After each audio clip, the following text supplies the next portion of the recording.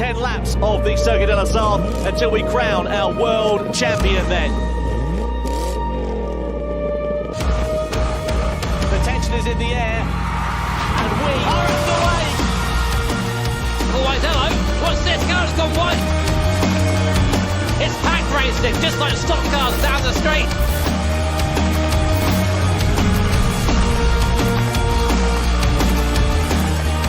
And look at this on the inside, Nini Yamanaka. What a race this has proven to be.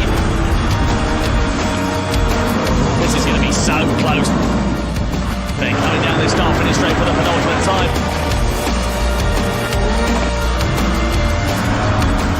It's become a chess game now. Neither of them won the lead at this point. The Subaru take the honours. The World Championship in the Nations Cup. Takuma Miyazono is the World Champion. Hello, I can't believe it. We're back. Welcome to a fantastic new season of the FIA Gran Turismo Championships. It's round one of the World Series and we've got two cracking races coming up. A little later, it'll be the return of the Nations Cup, where last year's champion, Takuma Miyazono from Japan, picks up his rivalry with Italy's Valerio Gallo. But first up, though, is the Manufacturer Series, where 12 of the world's finest car makers go head-to-head. Can any of these magnificent vehicles steal the crown from last season's champions, Team Subaru, with the mercurial Miyazono at the wheel? Well, who better to answer such a question than our very own Tom Brooks and Jimmy Broadbent, who are raring to go in the GT garage. Over to you guys. Yeah, cheers, Julia. Welcome along then to the GT Garage. We're back again in 2021, JB. It's all right, isn't it? Hey, it's massive in here. I'm getting lost in here, I think. To Manufacturer Series and Nations Cup, the two races that we've got coming up for World Series 1 for our 2021 FIA GT Championships. What are the differences between the two for those who have just joined us for the first time? OK, right. Easy way of saying it, I guess. Nations is about the individual. Go out there and try for yourself. Manufacturers is all about the team and the car. So you go online, pick your favourite car, you know, whatever you want. Nissan, obviously, if you have taste. You can't choose it again, man. It just doesn't work like that. It's the third year in a row. I can do it whatever I want, Tom, and it's glorious. So, and then you come online, and then you basically fight it out against other people and their manufacturers. And the thing I love so much about this series is all the cars are slightly different. You know, some, if you're looking at Group 3, some are rear-wheel drive. Well, they're all rear-wheel drive. Some are mid-engine, some are front-engine. It means you have different characteristics of different circuits, and it makes for some awesome racing. So if we look back at the past champions then, of course, in 2018 we had Lexus, 2019 we had Toyota, 2020 we had Subaru. They're all Japanese manufacturers. We need the European boys to come in and give them a big shake-up at some point. So I'm glad you remember 2018. That's gone in my head now. It's already gone. But yeah, I mean, we've always had Mercedes looking pretty strong in the past. So I reckon one to watch out for with Lamborghini as well. Pretty quick in pre-season, right? Yeah, so I'm looking forward to seeing what they're going to do. They've been really good. So hopefully we can have some more representation from this part of the world. With a bit of luck for us, anyway. Anyway, the boys are out on track now, ready for qualifying ahead of the Manufacturer Series. So let's head over to Suzuka, shall we, and see what they're getting up to. Here we are then, the Suzuka circuit in Japan. That plays host to our Manufacturer Series race today. A track which really does need no introduction, but as you can see, we'll give it one anyway. 5.8 kilometres in that figure-of-8 layout. Lots of tight and twisty corners. They're one of the most famous circuits in the world, Suzuka, as Tom said. Loads of corners here that are world famous. 130R, absolute balls to the wall through there. Full throttle down to the chicane at the end of the circuit, of course. Home of one of the most controversial crashes in F1 history. Hopefully our guys won't be as controversial today. With a bit of luck. You can see there 52 metres of elevation from the top to the bottom of the circuit. Let's take a closer look at the race details. Group 3 cars then for the Manufacturer Series on the medium and soft tyres, but a single lap qualifying session to shake things up a bit here, JB. Yeah, that means basically you mess up on one corner, you're going all the way down to the back of the grid. So you've got to be quick and able to perform under pressure here today. 15 laps for our drivers then. Let's head over to the grid, shall we? Get this one underway. Two groups of 6 here. Matheus Neto, the Brazilian driver, the first to head out onto the track. He is in an Audi for this season. And Matheus, we've seen him, of course, Jimmy, in previous World Tour events. Looking forward to seeing what he can do this year. Yeah, I'm sure he'll be quick as he always has been. Behind him at the pit lane is Jonathan Parker in the VW Beetle. Bit of a cult classic, this car. I love seeing it go round, of course. VW never really done that well any of the World Series so far, so hopefully a bit of a change in form for them. What do you reckon about the next driver coming out on track? Manuel Troncoso, we've seen him, of course, in World Tour events previously. He came out last year in the World Finals, was pretty competitive there. This year he's with Lamborghini once again. Can he take it to the front is the crucial question. Yeah, I reckon so. Let's go back to, though, also on track we have Ryota Kokibun in the Mazda. You can hear it before you see it. Awesome looking machine this, of course, as well, rotary powered. And of course our world finalist third in the Nations Cup there. So did really well, did Kokibun, but looks to do better here in manufacturers. Adriano Corazza for Toyota comes out 5th on the order here. He of course finished 2nd runner-up to Kokibun in the 2019 World Tour. And last but certainly not least of Group 1 is Lee behind there. New name for us here in the Citroën manufacturer, so a bit unknown. I'm really interested to see how he'll do and what sort of impression he'll make here in the Manufacturer World Series. So then the drivers out on track here, as you can see, just coming around on their reconnaissance laps to get some heat into the tyres and the brakes. One-shot qualifying for these guys as well here, so only one bite of the cherry, and it does mean, of course, if you do make a mistake on your flying lap, that's it, and you're going to be starting down the order. Yeah, luckily these guys are a bit more competent than I am. Qualifying one shot for me is awful. I tend to mess it up every time. All it takes is one corner, one running wide, one aggressive application of the throttle. All that time just disappeared. He's broken the first beam through the first sector, coming then through the first Degners up towards the hairpin, and of course our Spoonker scores that we picked out for overtaking spots in the race. We have no times yet, no splits to show up, because Neto's going to be the first person across the beam. He's going to be the time to beat, so it's all on him at the moment. Yeah, Lamborghini's been a manufacturer that's sort of just been waiting in the wings almost. It's been better and better and better as time's gone on, but of course I don't think it's really had a strong representative until now. With Troncoso, so we'll have to see if he can really bring this Italian brand up the top of the field, where arguably it belongs where it is in real life. Problems for Alex Lee, I should say, rather, and he's in 6th position, as you can see, but he's got a penalty on his flying lap as it stands at the moment. Here comes Princess Nato, meanwhile, to the line to complete the first of the flyers here at Suzuka. He sets the benchmark with a 1:56.7. What about Donovan Parker in the Beetle? Is he going to be able to beat that? He's 0.2 of a second shy, nearly 0.3 in the final sector. To the line, it's not quite enough for him so far. No, Troncoso though looking very quick at the moment. 4 up on the best lap time at the moment. Comes across the timing line, breaks it with a 56.5. So he's gone quickest by 2/10 of a second over Nato behind. Then following him across the line, in the background is Ryota Kokibun, of course, in that Mazda RX Vision. Hugs the wall on the inside. He does that for the shortest line to the line. And his best time, he goes fastest. Again, another 10th better, 56.3. Very impressive there from Ryota Kokibun. Now Corazza not had a good lap behind the wheel of that Toyota GR Supra. He's a few tenths of a second shy, and he only goes 4th quickest in our first group. It's just Alex Lee to come to the line, but of course we know he picked up a penalty, and as you can see, 1.1 seconds down as a result of that. He is understandably then, as a result of that, the slowest of the 6 drivers within that first group so far. Here though is Toshiro Kato. The Ford GT is the car that he is behind, and well, that Ford again getting a bit long in the tooth, but Toshiro hoping that will be the vehicle to power him to the top of the standings. I think that Ford's older than some of the competitors actually taking part in this. They've been around for a long time. Behind him, Angel Enestrosa. Of course, he's been a Porsche driver for a long time as Angel. We'll know him from the 2019 World Tour Tokyo event where he won in the manufacturing series with Porsche. Great event that, of course, so definitely one to watch. What about our runner-up last year in the World Tour, Valerio Gallo? Honda finished 4th, of course, in 2020 in the Manufacturers Series. This year, they'll be hoping to get themselves onto the podium. And this man, Valerio Gallo, will, of course, be aiming for the top step of that podium. Behind him on track right now is Lucas Spinelli for Mercedes. This is a brand that I think has seen a little bit of a downturn really in performance recently. AMG, that car used to be right at the top of the standings, has been struggling a bit recently, but if anyone's going to bring it back to the top, it will be Lucas, so keep an eye on him in this session.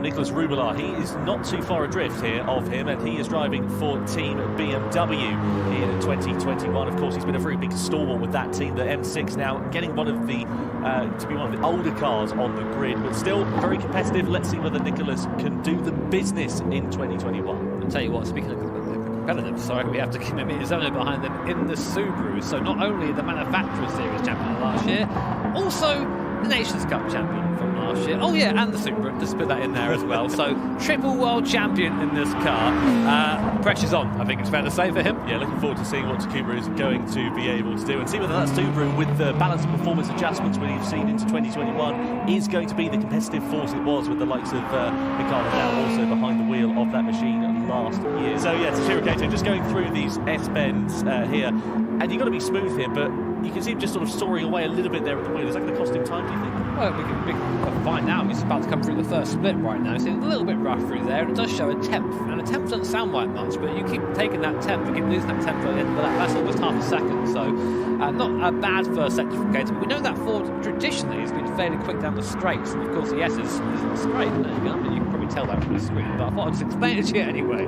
if you couldn't see. So behind him on track, of course, Angel Nestroza, as Kato now is 4 tenths down. Nestroza, definitely one to watch, I think. He's very quick for the middle sector in that Porsche. His split only 2 tenths down of Ryota Kokiban at the moment. So we'll double check this as we go on. How's Gallo doing at the moment? As he's coming through the second sector. Just missed his split time there, but it's still looking quite quick. Yeah, not too bad at all. Into the hairpins, a really big opportunity to lose a lot of time going to there if you just outbrake yourself.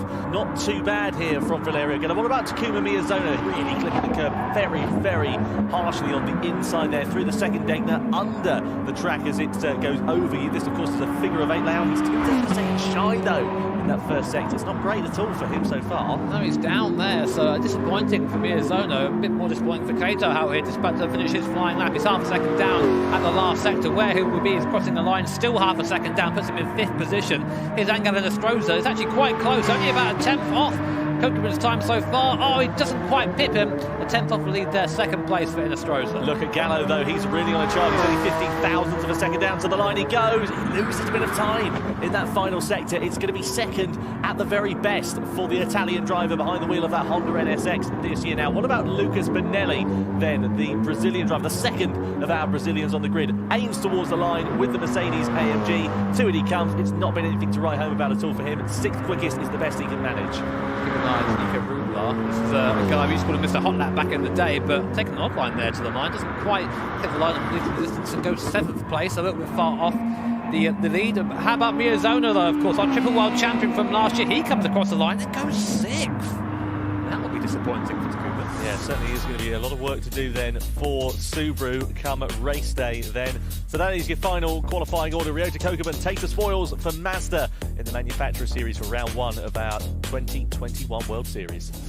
Congratulations to Ryota Kokiban representing Team Mazda for grabbing that pole position for our Manufacturers Series race, which is coming up shortly. Now, you may have noticed that all our drivers are racing with new wheels today. We're delighted to be joined by BBS as our new official wheels partner. And those wheels will be racing at all these events that lie ahead for us in the FIA Gran Turismo Championships. As you can see, today is the first of our 4 World Series events, each of which include both Manufacturer Series and Nations Cup races. In August, we have the World Series Showdown, where each manufacturer has a team of 3 drivers competing across 3 races, and where the cream of the crop from the global online series can stake their claim for a place at the Nations Cup World Series. Everything leads up to the World Finals in December, where this year's world champions will be crowned in both the Manufacturer Series and the Nations Cup. And guess what? You know what? It's not too late for you to qualify for the World Finals. Yes, you did hear me correctly. You could be competing. If you've got a PlayStation Plus account and a copy of Gran Turismo Sport, you can enter the FIA Gran Turismo Championships online, and it could be you who snatches Miyazono's crown. I mean, unlikely, but technically possible. Anyway, the winners of both of today's races will gain 3 points to take towards those World Finals. There's 2 points for second and 1 for third. But who will get those crucial points in our next race? And where will all the action be on today's track? Let's find out. Tom and Jimmy, where will the action be today on today's track? Thank you. I'm glad you asked, Julia. Yeah, welcome over to our virtual version of Suzuka. This is an area we're calling the Holostrator. Gives us a chance to have a bit of an in-depth look at this figure of 8 layout, Jimmy. Yeah, very pretty, isn't it? I like this. So, yeah, Suzuka, one of my favourite circuits, Frank is the driver. Amazing piece of tarmac. We've split it into 4 sectors, but we're going to be focusing on sector 3, specifically 2 corners, which is the hairpin and then the corner that leads into that, the spoon curve. Now, we've got a little bit of footage, archive footage, back from 2019. So thought we'd show you what we can expect in terms of overtaking around it. So we just joined on board now with Mick Hazal, in the Nissan GTR. We're following the Mercedes and the Porsche, and you can see in front a little bit of a squabble there. Mercedes takes advantage, goes up the inside, gets a great run coming out the corner, but the actual run to spoon is so long that you can get in the draft here and actually start gaining on the cars in front and sets up for a nice move into the left-hander. Absolutely. You've got to be really careful, though, if you're on the outside line, because if you're doing a battle with another car, if you run offline, as the Porsche does here, it allows an opportunity, allows a window for somebody else to come up the inside. So you've just got to be really, really careful in these close quarters racing, because these tracks are so much one lines through these different corners. So we've got to keep a real eye out for it, haven't we? Thanks, guys. Some fascinating stuff there about what to look out for in the race ahead. Our Manufacturers Series race has got 12 great drivers representing the 12 highest-ranked manufacturers in Gran Turismo. And drivers and manufacturers are competing from locations dotted all across the world. And don't forget, wherever you are on the planet, you can watch this programme in all of these different languages. Whichever way you choose to watch us, one thing's for sure, the Manufacturers Series is back, and it's going to be more hotly contested than ever before. It is time to go racing. The Manufacturers Series is about to get underway. Last year, Team Subaru won the Manufacturers Series for the very first time. And Mikael Hazal rounding the final corner and over the line to become the Manufacturers Series World Champion. Subaru's victory brings back painful memories for BMW's star driver, Nicolas Rubelar.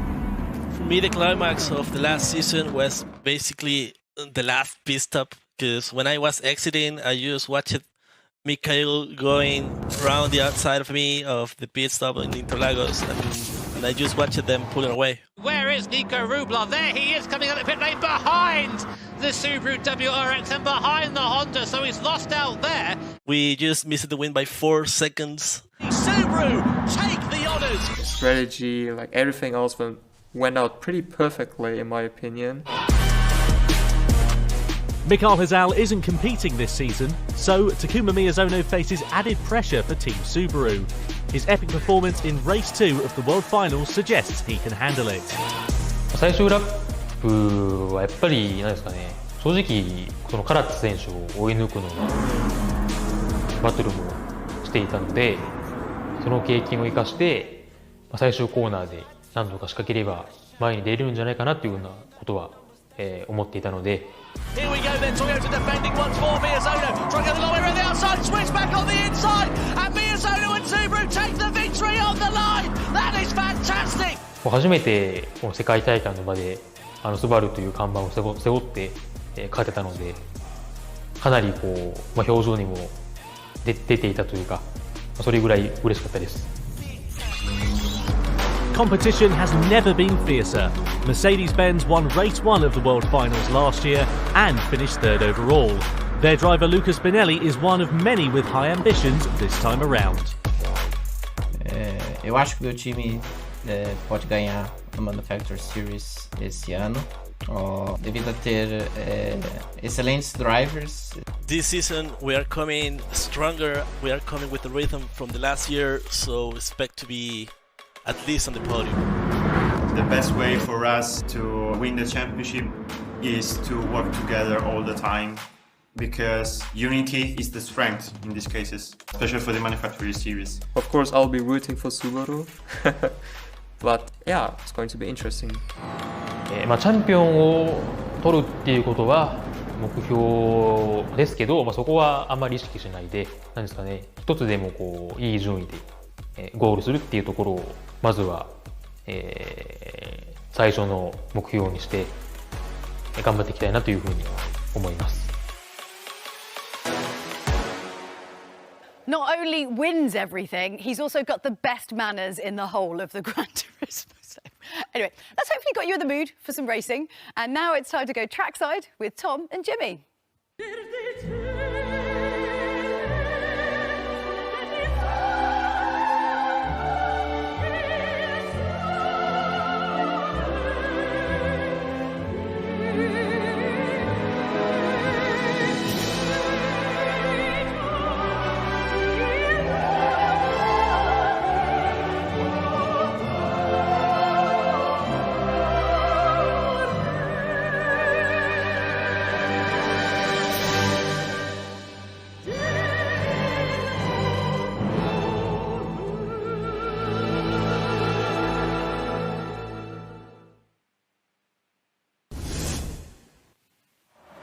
The drivers then are formed up on the grid ahead of World Series 1 as we get the Manufacturers Series underway for the FIA Gran Turismo Championships here at Suzuka. Ryota Kokeman lines up on home soil on pole position in the Mazda. Alongside him in the Honda NSX is Valerio Gallo, the Italian. Row 2 is headed by the Chilean Angel Inestrosa for Porsche, and he has got Manuel Troncoso for company in the Lamborghini Huracan.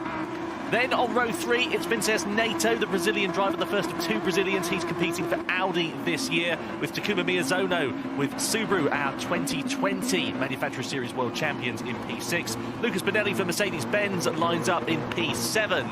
And alongside him is the second of the Chileans, Nicolas Rubilar, once again for Team BMW. Team Toyota finished second in 2020. They line up down in 9th place with Adriano Carrazza behind the wheel. Tatsuhiro Kato in the Ford GT lines up in P10. Donovan Parker completes the final row of the grid, or heads the final row of the grid, and completing that is Alex Lee for Citroën, who, of course, as we know, had a very difficult day at the office when it came down to qualifying.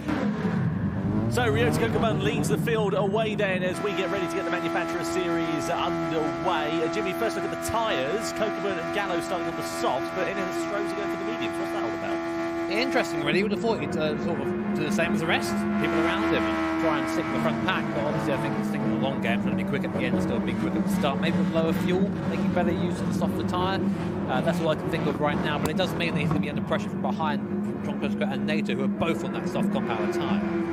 Well, there's been a lot of tension in the air as we get our new format underway this year. The World Series in 2021 at Suzuka will kick off the Manufacturer Series for the FIA Gran Turismo Championships. Ryota Kokeman leads the field around the final corner here in Japan. And on home soil, he will lead the field down towards that first turn as well as we get the race underway. So Kokeman leads from Gallo, from Inestrosa. Drivers weaving there in the background to try and get heat into their tyres. Crucial, of course, to have as much grip as possible before they hit the anchors into the first turn. Kokeman and Gallo also following suit, but it is the Japanese driver for the Japanese manufacturer of Mazda that leads the way into that first turn, followed by Gallo, followed by Inestrosa. But look already at the soft tyre shot at Manuel Troncoso. He's right up the rear wing of Inestrosa into the S-bends. A bit of contact there actually between the two cars as Troncoso actually pushes Inestrosa through here, saying, well, get on with it, mate, come on, I don't want to lose touch of his front two. And of course you're seeing the real difference there in the grip as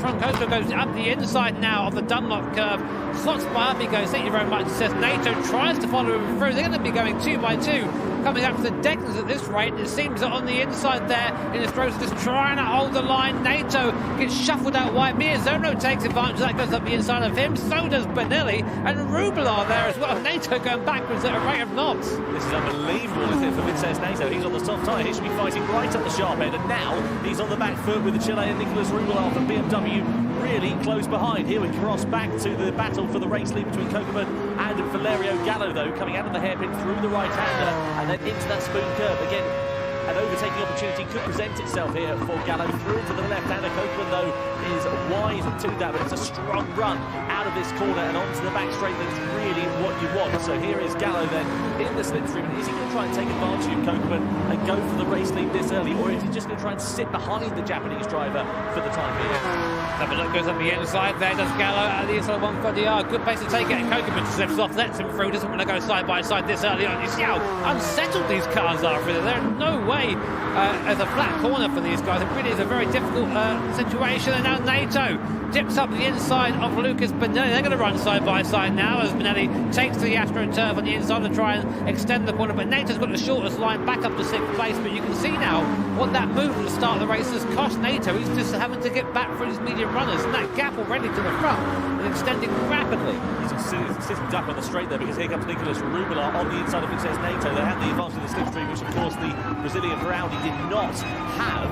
I'd love to just stick it up on camera and watch Nato for the rest of this race, because his recovery drive on that soft tyre, especially in the opening few laps, is going to be very special indeed. But he's got to be careful here, because if he gets stuck behind the likes of Miyazono and Inestrosa for too long, that gap to the top 3 is just growing lap after lap at the moment. Keep an eye on that.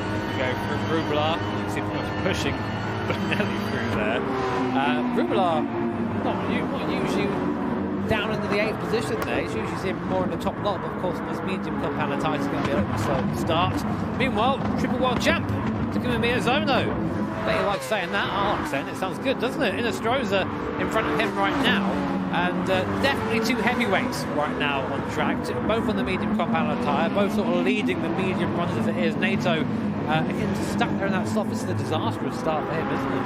Exactly, yeah, you're completely right. It's not ideal at all, and he's really going to have to try and pull something out of the bag here. We know the likes of Penelope Lola and Inestrosa are both very talented drivers. That's why they're fighting inside the top 5. That's why they're competing in the World Series itself. And they're not going to make it an easy job for Vincenzo Nato to get past. A good run through Spoon could be an opportunity to challenge against Penelope Lola, but of course the Japanese driver in the middle of this sandwich at the moment does have the advantage of the slipstream in front of Inestrosa. But Nato, though, is very close behind. They come down the back straight in towards 130. He lifts off, thinks better of it. They're all running nose to tail through the left-hander, and that's sensible there for him, but he's going to try and send it on the brakes. A Dandare move.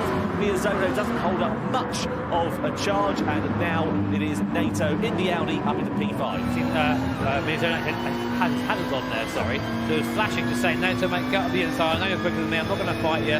Let's not mess up each other's race here and just be as quick and fit as possible. Actually, they're down the straight. There's a little bit of a bump draft down there. He's just not want to pass. He knows Nato's going to be quicker. Lets the brakes a little bit earlier to not run into the back of the car in front. And very sensible driving there from our triple world champ. That is why he is a triple world champ, driving exactly like that. Meanwhile, back in the front, here is Valerio Gallo then, the Italian driver. Runner-up in the Nations Cup last year. Honda finished 4th in the the Manufacturer Series in 2020 as well. He'll be hoping to try and catapult them to the top of the order. Mazda, again, they are now a partner of the FIA Championship, and they will certainly be hoping for a stronger finish to their 2021 season. This, of course, is the rotary-powered Vision Gran Turismo machine that we saw making its debut halfway through last year. And here we can see Inestrosa right up the gearbox now. With Nato right up the gearbox of the Porsche driver into the hairpin we go. Is it going to be a send on the brakes? It certainly is. Much more grip with the soft tyre. Side by side they run. Nato on the inside, Inestrosa on the outside. The two German manufacturers going head to head with one another. And on this occasion, it's Nato who gets in front. And now he has got a 3.7 second gap to Troncoso in third place as well. Down. Isn't that funny that he's now 5 seconds off the lead because of that one? He took the wrong line at one corner and it got shuffled. That's just how competitive it is here at the top level in GT Sport. You really have to be on it on every lap and every corner, otherwise you just end up going backwards. And right now, the fight for the lead is still between Ryota Kokubun and Gallo behind, in front, in that NSX. And Kokubun a little bit wide there on the curve, picks up a 0.5 second penalty. That's going to be, he's going to be saying, I imagine, some sort of colourful Japanese swear words through there, because that's going to cost him. It's a good thing we don't understand everything on that basis, isn't it, really? Let's have a look and see what happens. So let's go in towards 130i. He's going to clip the grass on the outside here, over the white line. Whoa, he was lucky the car didn't rotate round on him through there, because you're right on the ragged edge of adhesion through that corner. Kokubun there picking up a half-second penalty as a result of that. Meanwhile, Gallo's got it all out of shape in the first corner. Look at how much that gap has come down. Of course, Kokubun has that half-second penalty to serve, which he will serve in the next penalty zone. So that's going to drop it back, but if he can get himself ahead of Gallo, then he might be in with a shout here of trying to hold on to this race lead. Yeah, I mean, I think Gallo will know, of course, that Kokubun has a penalty too, so he wouldn't be feeling too pressurised there. But he must have ran wide at the bottom there, because that gap just shrunk. Troncoso behind as well. Keep an eye on him in the Lamborghini. We know that Lambo's quick around here, and you can't really miss it, that familiar bright Lamborghini green. He'll be looking to try and get into the back of this pack, because there is a draft round here, of course. Right now he's just about outside. You see the draft uses about 1.2, 1.1 seconds, depending, of course, on how it's set. That's the rough area where you start getting a bit of a tow from the car in front. So if he can get within that, we'll find him to pull up to the back of these guys. And we're going to Well, here is now Miyazono with Inestrosa right in front of him. Inestrosa going backwards on the medium compound of tyre as it stands at the moment. Clearly, Miyazono has got more pace underneath him, a little bit more confidence and a bit more speed. Now, coming into that penalty zone, here is Ryota Kokubun then behind the wheel of the Mazda. Half second it is, and that's going to drop him right into the slipstream range of Manuel Troncoso after he served the penalty. His car grays out then, and here is Troncoso right up, and of course he's got the advantage of the overspeed here then as well. Won't quite have the room to make a move into 130R, or will he? Here we go then, nearly side by side, nearly very close indeed. Will he set something up in towards the chicane? Troncoso, Kokeman knows that, goes defensive, doesn't allow the American to have an opportunity into that chicane. Sensible driving there from both of them, but if he gets a good exit out of here in that Lamborghini, this could be a very nice opportunity here for the Troncoso to find his way through. That was a clever bit of defending there from Kokeman. He knew that he was going to be slow, so just sort of park the car in the middle of the track and said, well, if you want it, you've got to try and find a way by. And that was it. Same down here as we go towards T1 there. Usually, the Lambo V10 is the engine everyone's talking about, but like an Iris Rotaries, we get a little bit sideways there. Troncoso taking a little bit too much speed to the corners. Mid-engine cars, they're on a little bit of a knife edge going through some of these corners. They're a little bit slippy at the rear because of the weight is back there. As soon as you start rotating it doesn't stop. You've got to be really careful. Keen to see what's going to happen then with this battle for 5th place, meanwhile, between Inestrosa and Takuma Miyazono. On lap 5 out of 15 we are, so just over 9.5 laps remaining here over World 1 of the World Series. Here then is Kokeman, who just managed to put a tiny bit of daylight between himself and Troncoso. Meanwhile, at the front, Valerio Gallo breathing a sigh of relief. He's now got a 1.3 second buffer between himself and Kokeman, so that's good for him because he's now out of that slipstream range we were talking about just a lap or so ago. Meanwhile, here is Miyazono right up the rear wing of Inestrosa, in towards the hairpin they go. He's not going to be close enough to make a move, but he might be thinking about something perhaps a little bit later on in the lap if he can get a good run out of here and into the smooth curve. But an exit like that out of the hairpin to help him.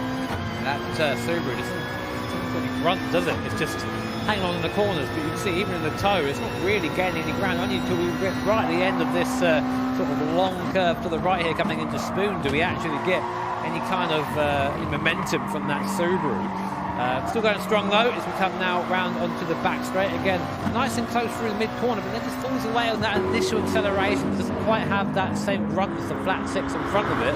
As we return to Gallo at the front of the field. Oh, he's on the curve. Oh, he's round. So what's on 360, 720 nearly, and almost collects Troncoso as well. Oh, you can see the frustration there in his face as he tries to get. Oh, Nato as well as he comes in. So.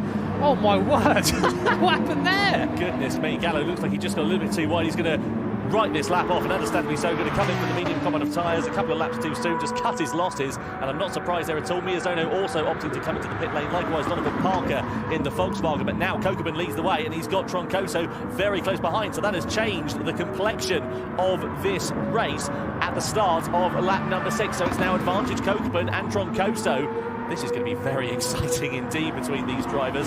And of course, there's a difference in strategy to come into play here as well. The likes of Miyazono and Parker now going on to the softer compound of tyres, so they're going to be quicker in the mid to closing stages of this race compared to the likes of the other drivers who have started on the soft tyre and will now be on the mediums. But Valerio Gallo comes out ahead of Takuma Miyazono, now down in 10th place. Goodness me, how the tables turn, bro. How the turntables. I was going for that one, yeah. We have a driver cam on Gallo too. He looks flustered. I'm not surprised really, but the race continues regardless of what happens to Valerio Gallo, and Kokeman and Troncoso now are basically our two that are in it to win it, as we are with Troncoso as we come around this long right-hander. Of course, interestingly, I would have thought Inestrosa would have pitted by now, given that he's the lead medium runner. And we've seen some people come into the pits as Miyazono just chucks one up the inside of Valerio Gallo. That's the tyre advantage there, Tom.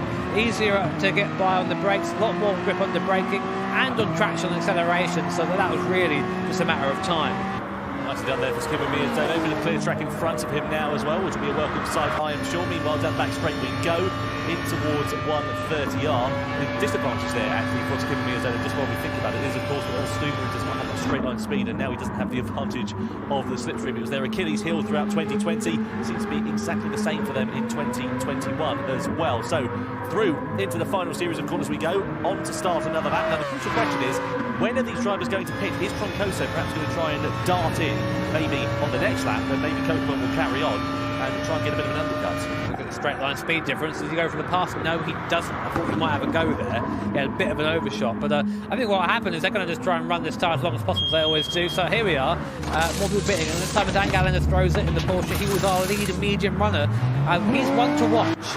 We're going to see now the alternative strategy. Of course, where he comes out compared to Gallo will be very interesting, because Gallo did have that spin. Let's see, Miyazono goes up ahead. So, okay, Miyazono there pulled a bit of a blinder. He's ahead of Inestrosa and Valerio Gallo. So Miyazono there definitely getting that pit strategy correct, but now it's going to be a matter of whether that soft tyre is going to hang on for what is half the race. We know he likes to go on the soft tyre fairly early, usually manage it, but Suzuka is a bit of a tyre killer, especially this first sector. Exactly that, yeah. Inestrosa's got the advantage. He's got a couple of laps fresher tyres. He's got Gallo in front of him, who's on a medium compound, and as you said, Jimmy, Miyazono, of course, on a couple of laps older, so his tyres towards the end of the race are going to be very second-hand indeed. That tyre multiplier, of course, at times 4 here as well, so 1 lap is the equivalent of 4 at Suzuka, just to remind you, and that's, well, 4 laps extra around the S-bend is not going to do your front tyres much good.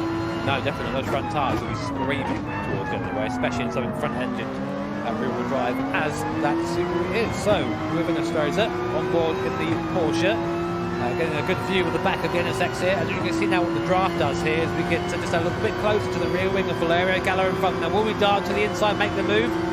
No, we don't. We wait. I would like to see. He actually then thought about making a move at the end there. I think what we'll probably see now is Inestrosa will just sort of get a nice exit out of his left hand, to come into the back straight, just give it a run through. I don't think Gallo's going to fight it too much. He's on a tyre disadvantage here. He knows he's going a bit backwards, so let's see what happens. Inestrosa gets into the back, has to go to the outside as Gallo actually defends the inside, but he's just going to drive by in that Porsche, has the run, past he goes, up into 8th. Hazard's on as well to say thanks very much as he comes into 130R. Peace of mind there for Angelo Inestrosa. Gallo tries to fight back, has a little bit of a sneaky look in towards the chicane, but isn't quite able to make it stick as Carazza and Rubelar come into the pit lane from their medium tyres onto the soft for the second half then of this race. Meanwhile, the leaders, Kokuma, Troncoso, Nato, now continue on. Lee there in 4th place is out of position really because he's still on the medium tyres. He's opted to go a little bit longer and have fresher soft tyres on lower fuel towards the end of this one. He's got to try something different. He was right at the back of the field. Carazza just shaking his head in the pit lane there, so he's not happy about his race to go. Not surprised, look at him, dead last. So obviously not going the way of the Brazilian. We know he's faster than this as well, so obviously something's gone wrong for him somewhere. But big frustration there for Adriano Carazza. Miyazono though, looking quick right now, he's the lead car of the cars that have pitted. You can see that P column there on the right hand side. If there's a 1 in it, then yeah, maybe a better choice of words there. Then if there's a 1 in it, they've pitted. If not, they haven't. So right now, the people who have not to pit, Kokuma, Troncoso, Nato and Lee, who I think really is out. Yeah, absolutely. He's very much out of position there, is Alex Lee. So let's see what is going to happen then between our top two, Kokuma and Troncoso. That gap has now increased to up to 0.8 of a second between these drivers. Princess Nato there in 3rd place, 5.3 seconds back. So these two have just been able to run their own race. Nato, of course, was caught up in the drama with Valerio Gallo. There was contact, of course, between those two going into that final chicane, which would certainly have cost the Brazilian driver time. Down back straight in towards 130R. Now, if you're Kokuma, what's going through your mind at this stage? You've got the lead. It's only a smaller gap that you've got, though. Are you going to have to try anything bold to hold on to that lead, or do you just need to carry on doing what you're doing? They're probably thinking, don't do a Gallo. Don't get too wide in that corner exit there and pick up on the Astro and spin, because when you're leading, it's all really just about hitting your marks. And interestingly, Troncoso's coming to the pits earlier than Kokuma, so they're Undercut does kind of work in this. That soft compound tyre at this stage, I think probably fair to say going to be a bit slower than the new medium. Let's see what happens there. Nato also into the pit lane there as well. Fuel not going to be too much of a concern for these drivers. Troncoso comes up the pit lane. Where's he going to come out though? Right in clear air. That's perfect for Troncoso. Exactly what he needed. But he did cross the white line there. I wonder whether the stewards are going to be having a little look at that, because they do, in our World Tour events, have done previously, have said that you can't cross the white line, you must run as you would do in a real-world event, and I wonder whether they'll be having a little look at that. He didn't just cross the white line, he just sent it across it, didn't he? So, yeah, we'll see. Miyazono, though, now, whilst Troncoso is in front, of course, on track, Miyazono at this point will have the tyre advantage over the Lamborghini in front of him. So we'll just see if anything can be made of that. Here's Lucas Benelli. He's with Vinny Nato in front. Of course, poor Vinny still suffering from that first lap shuffle. So much so that he's still behind Valerio Gallo, who literally was doing skateboard tricks out of 130R. So it's not going well for the Brazilian. I can see his driver cam at the moment from where our commentary position is, and he is not looking like a happy bunny at all. Now he's about to get done over by Lucas Benelli. His fellow countrymen, side by side, they go in towards the hairpin. The Mercedes on the inside, the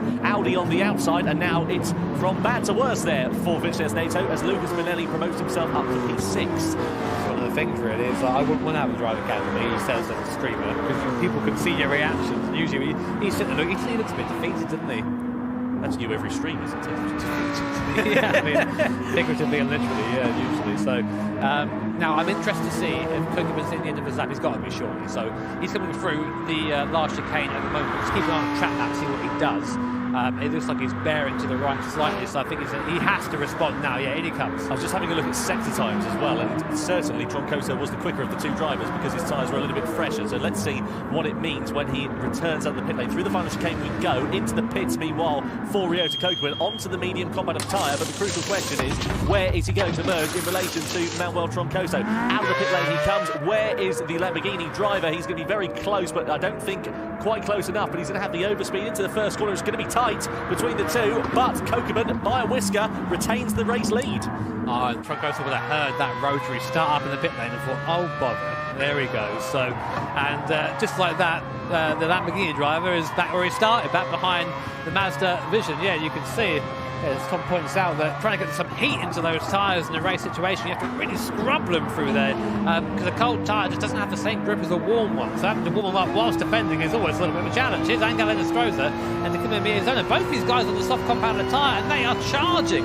They're only now a second off the top two, and they will be quicker for the next couple of laps until those tyres fall off a little bit. So we've gone from a two-way scrap to the lead for a four-way scrap. It's going to be an amazing last few laps. There's 5 laps to remain, and it is going to be very exciting, as you say. So 4 drivers scrapping for the lead, 2 on fresher medium compound tyres, certainly, but they're going to be slower. Look at how close the closing speed was between Enestrosa and Miyazono there. So Miyazono, despite a really average qualifying for his standards down in P6 or whatever it was, he is now in the pound seat for the race victory if it stays as it is. Let's see what he's going to be able to do. There's a bit of daylight between themselves and Troncoso and Kokeman in front, so it's kind of 2 by 2 as it stands at the moment. However, there is time for them to get themselves onto the back of these 2 drivers, and what Miyazono and Enestrosa need to do here is not squabble too much amongst one another, try and kind of work together to close that gap down. But Enestrosa is going to try for the podium position. Side by side they go into 130R. The Porsche is now ahead. Enestrosa, the Chilean, is into 3rd place. Is Miyazono going to retaliate into the chicane?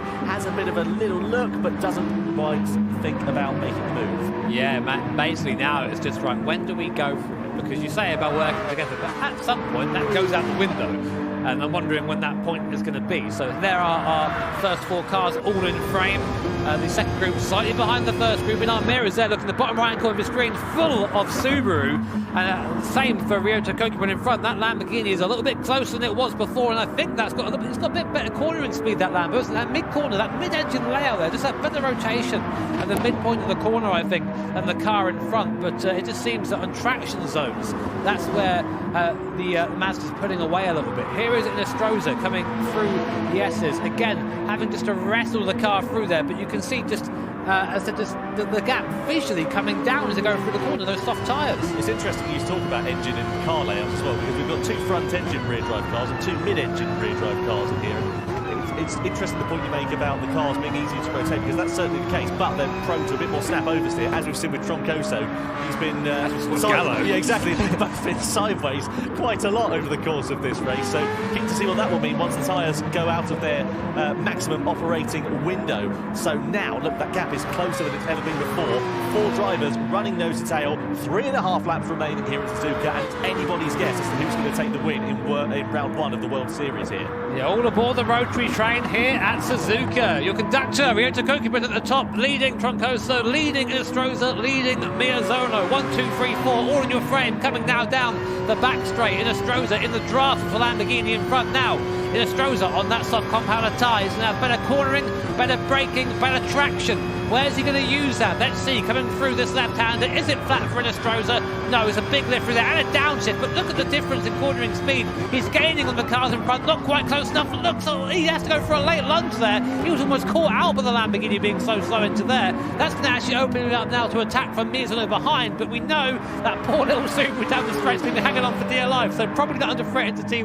Well, here we go then, down that start-finish straight. Miyazono, as he said, that gap is increasing between them. All of these drivers have got the advantage of the slipstream side from Kokeman in front. Here comes Troncoso having a look into the first turn, not quite able to make a move stick, and now he's going to have to watch his mirrors yet, but that's given a tiny bit of daylight for Ryota Kokeman. Just have a little bit of breathing space, but look at how much more corner speed Troncoso and Inestrosa have got, who are challenging very close behind. And this, of course, is where we saw Inestrosa losing that position on the opening lap, going through the final series of corners, and now he could be ready to take revenge as they come through in towards the Degners. It's only a matter of time, surely, before Inestrosa thinks about making a move, not quite into the Degners. I don't think an opportunity is going to present itself into there, but certainly into the hairpin for the Chilean driver could be the place for him to get himself up into second position. Here we are, riding on board. Takuma Miyazono's got a grandstand seat. Troncoso knows he's going to try and attack Inestrosa. Goes defensive into the hairpin, puts him on the back foot. Here comes Miyazono with a send down the inside. That's a late move there from the Japanese driver. He runs side by side with Inestrosa in towards the right-hander and doesn't quite able to make the move stick.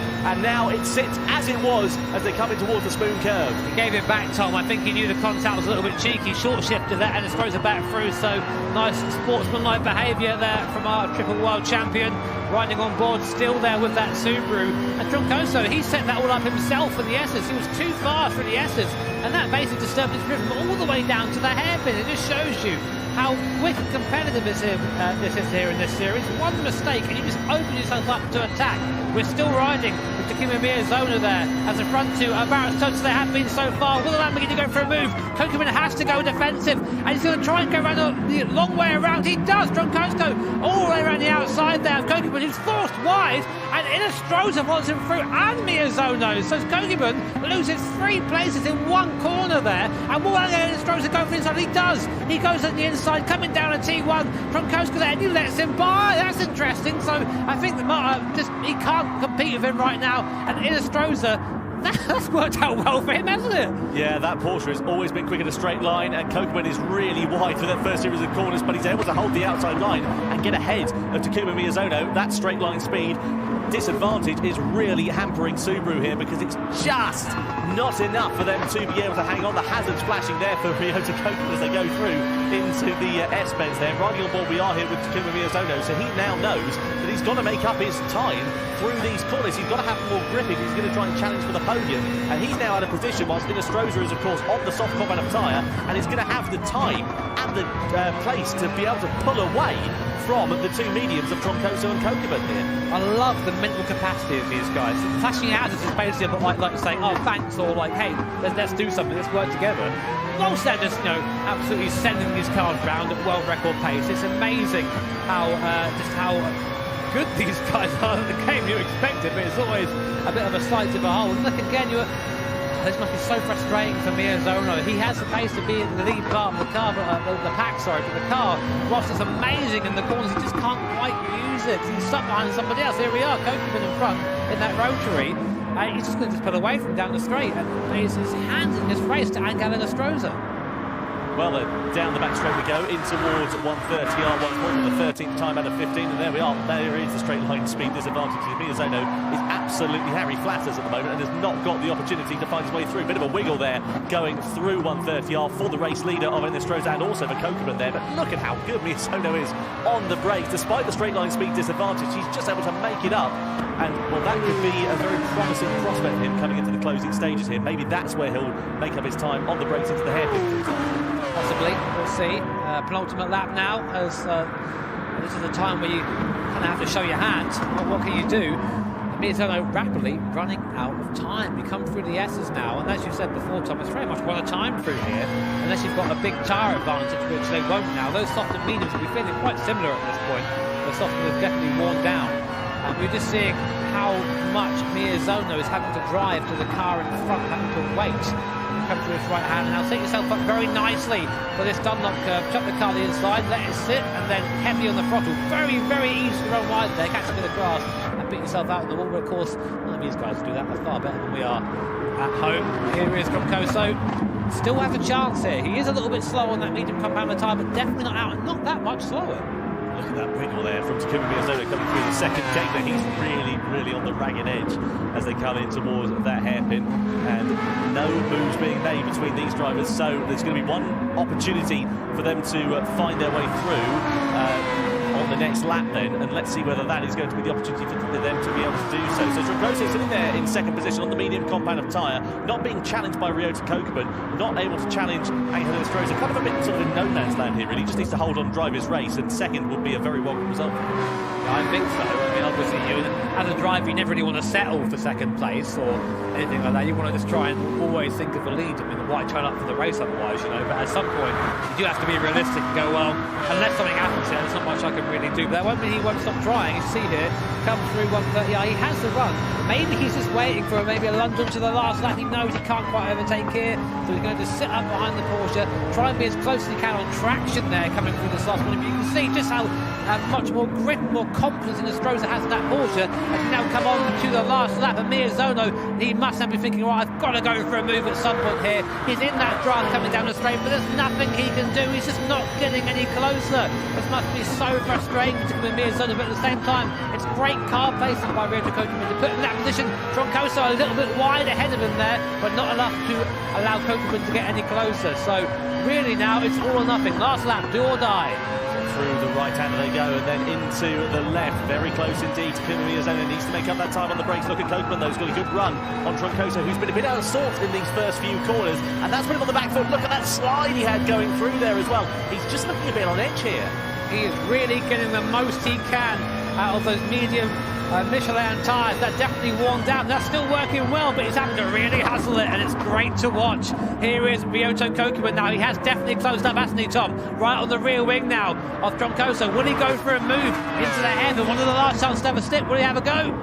No, he doesn't. Decides to wait for now. He might try and move into Spoon using the draft. Sensible there from Manuel Troncoso and also Ryota Kokubun, just to keep things on the straight and narrow to not lose too much time and possibly allow the opportunity that Takuma Miyazono has been looking for. So through the long right-hander, then they're going to flick it left into Spoon, and it's going to be down the back straight and into 130R before the chicane, where surely we're going to see the opportunities presenting themselves. Angel Enestrosa, meanwhile, has been able to pull out an 0.8 of a second advantage on this final lap. That is the biggest that gap has been throughout the entirety of these last couple of laps, and he surely has got this one sewn up. So it's all about the battle then for second position. Down the back straight we go, in towards 130R. Enestrosa will lead the field through, followed by Troncoso, followed by Ryota Kokubun. Then in towards the chicane we go. Troncoso onto the curve, onto the outside, and spins it round. That's a disaster for Manuel Troncoso. He spins it out of second place, goes tumbling down the order, hands it on a plate to Ryota Kokubun then. So it's Angel Enestrosa who wins round one of the 2021 Manufacturers World Series, ahead of Kokubun, ahead of Miyazono. Two Japanese drivers on the podium, and Manuel Troncoso then will come over the line down in P6. What a disaster for the American. Talk about being bitten there. That was a combination of a worn tyre, of mid-engine there. He looks absolutely distraught. And speaking of distraught as well, Gallo throwing his gloves across the room, straight out of the chair. Tensions. People are getting a little bit frustrated here, but I tell you who won't be frustrated. Angel Enestrosa. What a race from the Porsche driver.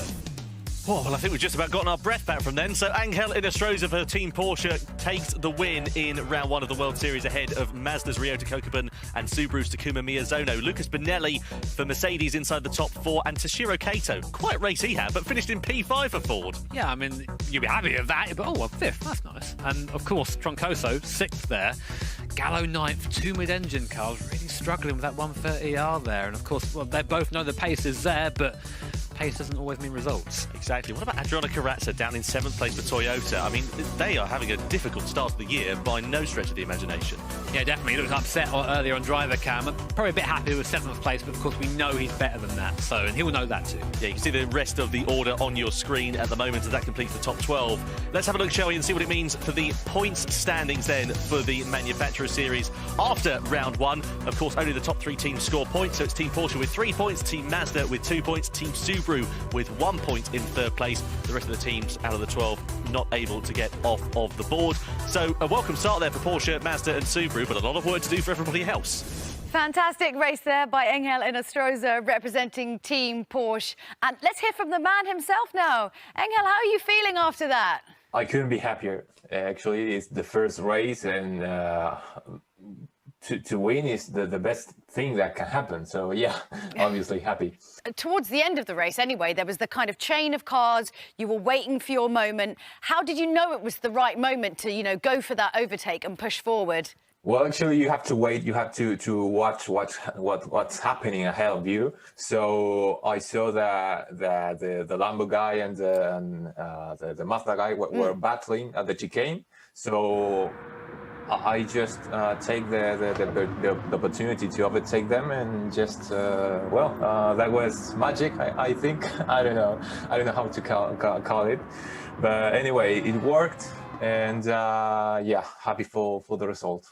I suppose sometimes the gambles and the risks pay off. You know, you take like a quick kind of risky move and you can win. And other times, you know, it just depends. It's tricky. You've got to understand your own driving as well as everyone else's. I knew that I had better tires. So obviously, if they were battling ahead of me, I knew that I could exit the corner much more faster than them. So I tried to take advantage of that, and well, I managed to make the overtake. That was the main thing.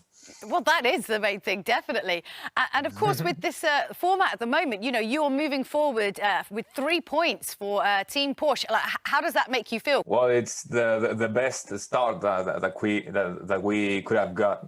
So obviously, I'm focused, and the whole team is focused to get good results on every race, and to carry those 3 points that we got here through the entire year. So hopefully we can get much more better results. It's a little bit now. You've set the bar really high for all of your teammates. You'll be like, well, guys, I've done my best. How about you? I know they will do their best. So yeah. I'm just teasing. Well, look, you know, congratulations on winning. That's incredible stuff. And hopefully we'll see more from you and the guys moving forward. And, yeah, so let's check in now with Tom and Jimmy, now that they've had a little bit of time to kind of really let all of that race soak in. I mean, that was quite some race, wasn't it, JB? That was phenomenal. What a way to start the year. Well, that's what I would hope. Start strong, continue. If it's all like this, I'm going to have a very easy job this year, so I'm happy. Yeah, I'm looking forward to seeing what's going to happen over the course of this year. Let's have a look, showing some highlights, though, of the first round of the World Series in 2021. So away from the lights, of course, it was Ryota Kokubun who led the field. All got very interesting early doors, though, because Valerio Gallo took over at the front. And then, a couple of laps later, spun it on the exit of 130R. It was an absolute disaster for the Italian, put him down in ninth position and behind Angel Enestrosa. Yep, meanwhile, then you can see Angel Enestrosa making some good gains in towards the mid-stage of the race, siding past Takuma Miyazono in towards 130R. All got a little bit of action packed, though, for the race lead, with Ryota Kokubun going toe-to-toe with Manuel Troncoso. Angel Enestrosa fancying a slice of the pie there as well, as they came down the start-finish straight through into the race lead ahead of Troncoso, and it all went wrong for Troncoso on that final lap as well, spinning through 130R, effectively handing everything back to Angel Enestrosa, Ryota Kokubun, and then, of course, the final podium finisher of Takuma Miyazono. What a great race. Yeah, I mean, like, that was action-packed right to the end. Got to feel a little bit, though, for Ryota Kokubun there. He did such a good job for the entire race and pretty much just got shuffled right at the end. Off you go, mate, and that was him down to third place, so there you go. Yeah, let's remind ourselves, shall we, of those results from race 1 for World Series 1 then. So you can see Angel Enestrosa for Team Porsche takes the spoils ahead of Mazda's Ryota Kokubun, and Takuma Miyazono for Team Subaru rounding out the podium. Thanks, guys. Now, before we switch to Nations Cup action, some very exciting news emerged last month that the FIA and Gran Turismo have been invited to be part of the first ever Olympic virtual series. Qualifying took place last month, but I can reveal to you that you can tune in to watch all of the action of the Olympic virtual series motorsport event on Olympic Day, which is the 23rd of June.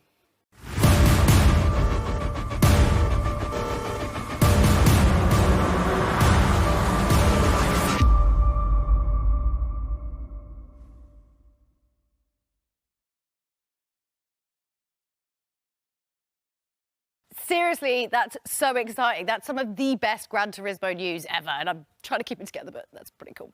And it's truly amazing as well to think that one of today's competitors could end up as an Olympic virtual series winner. Not long to wait for that, but now it's time for the Nations Cup. Last year, there was just a hair's there's breadth between Japan's Takuma Miyazono and Valerio Gallo from Italy. Gallo will be desperate to perform well in this race after what's just happened in the Manufacturers Series.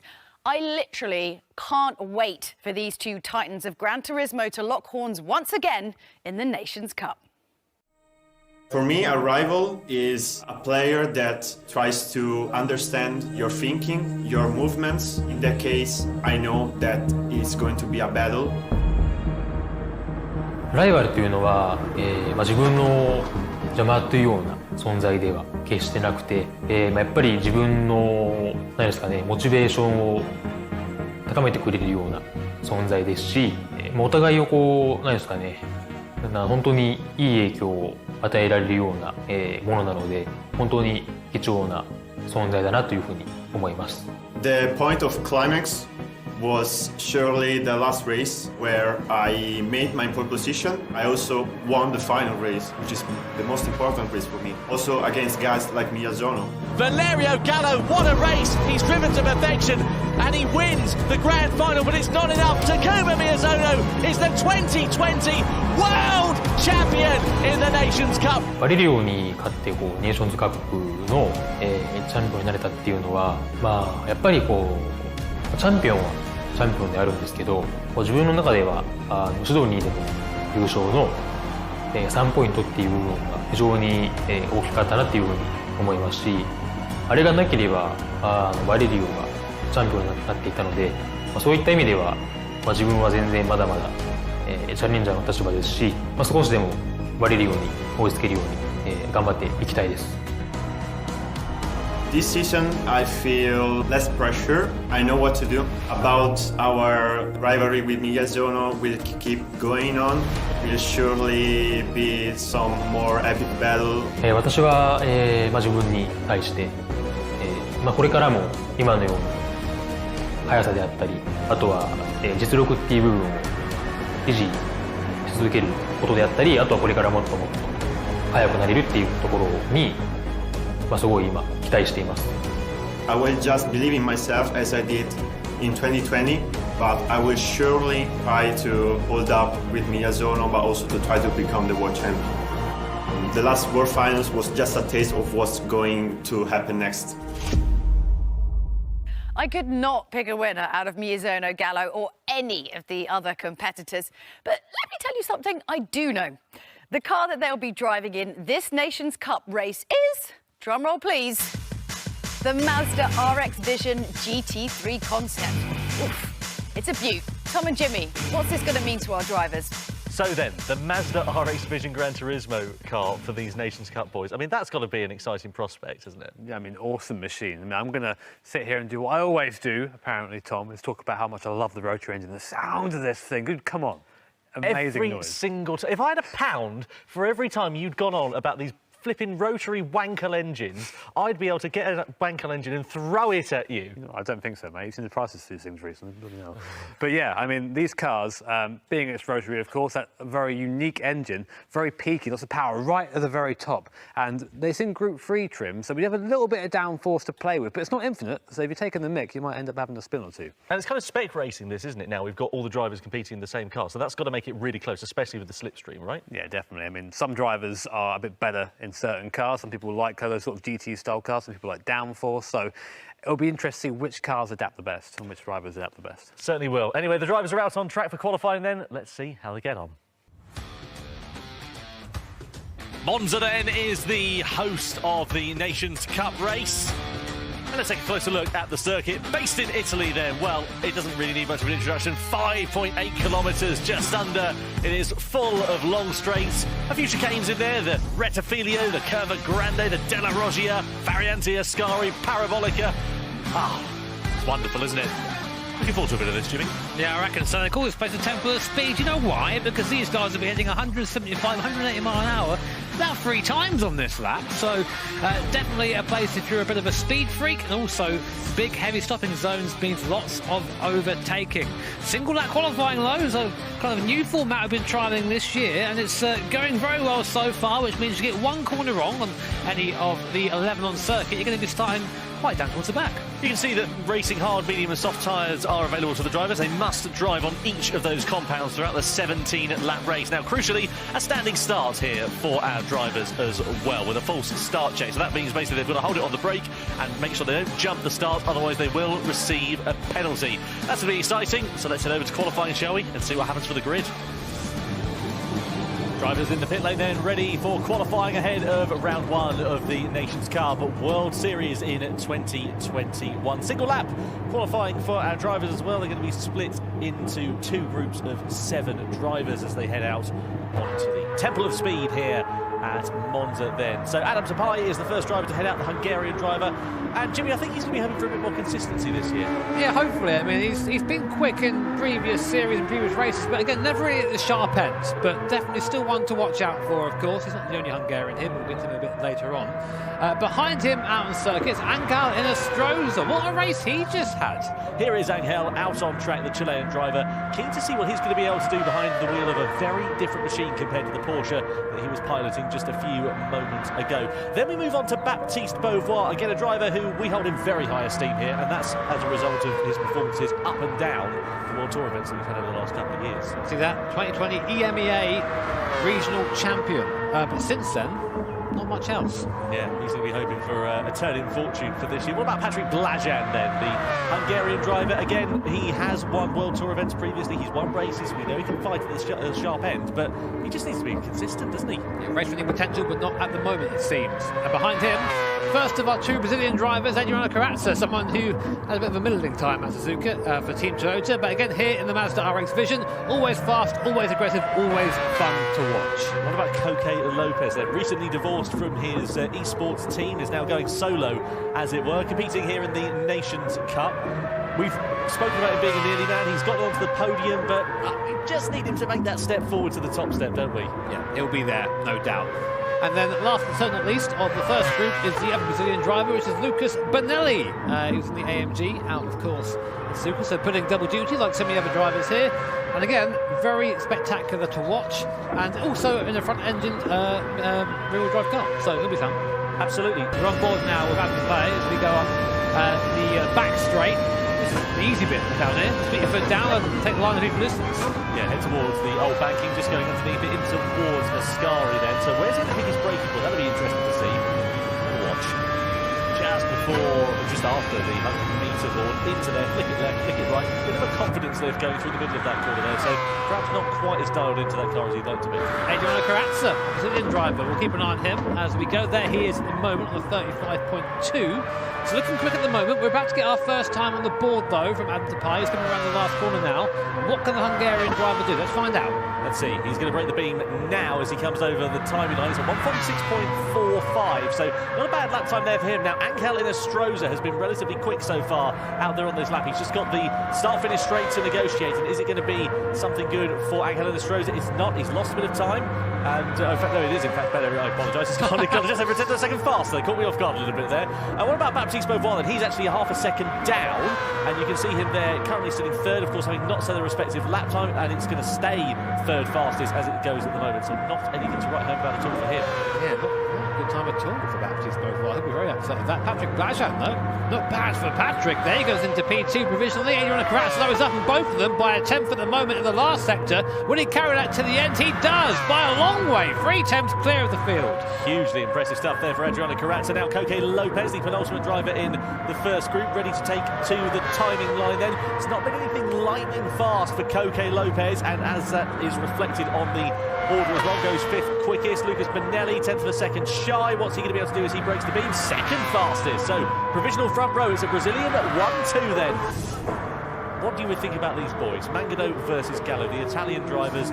Gallo, of course, 2nd in the World Tour events last year, but Mangano, we know he can be quick.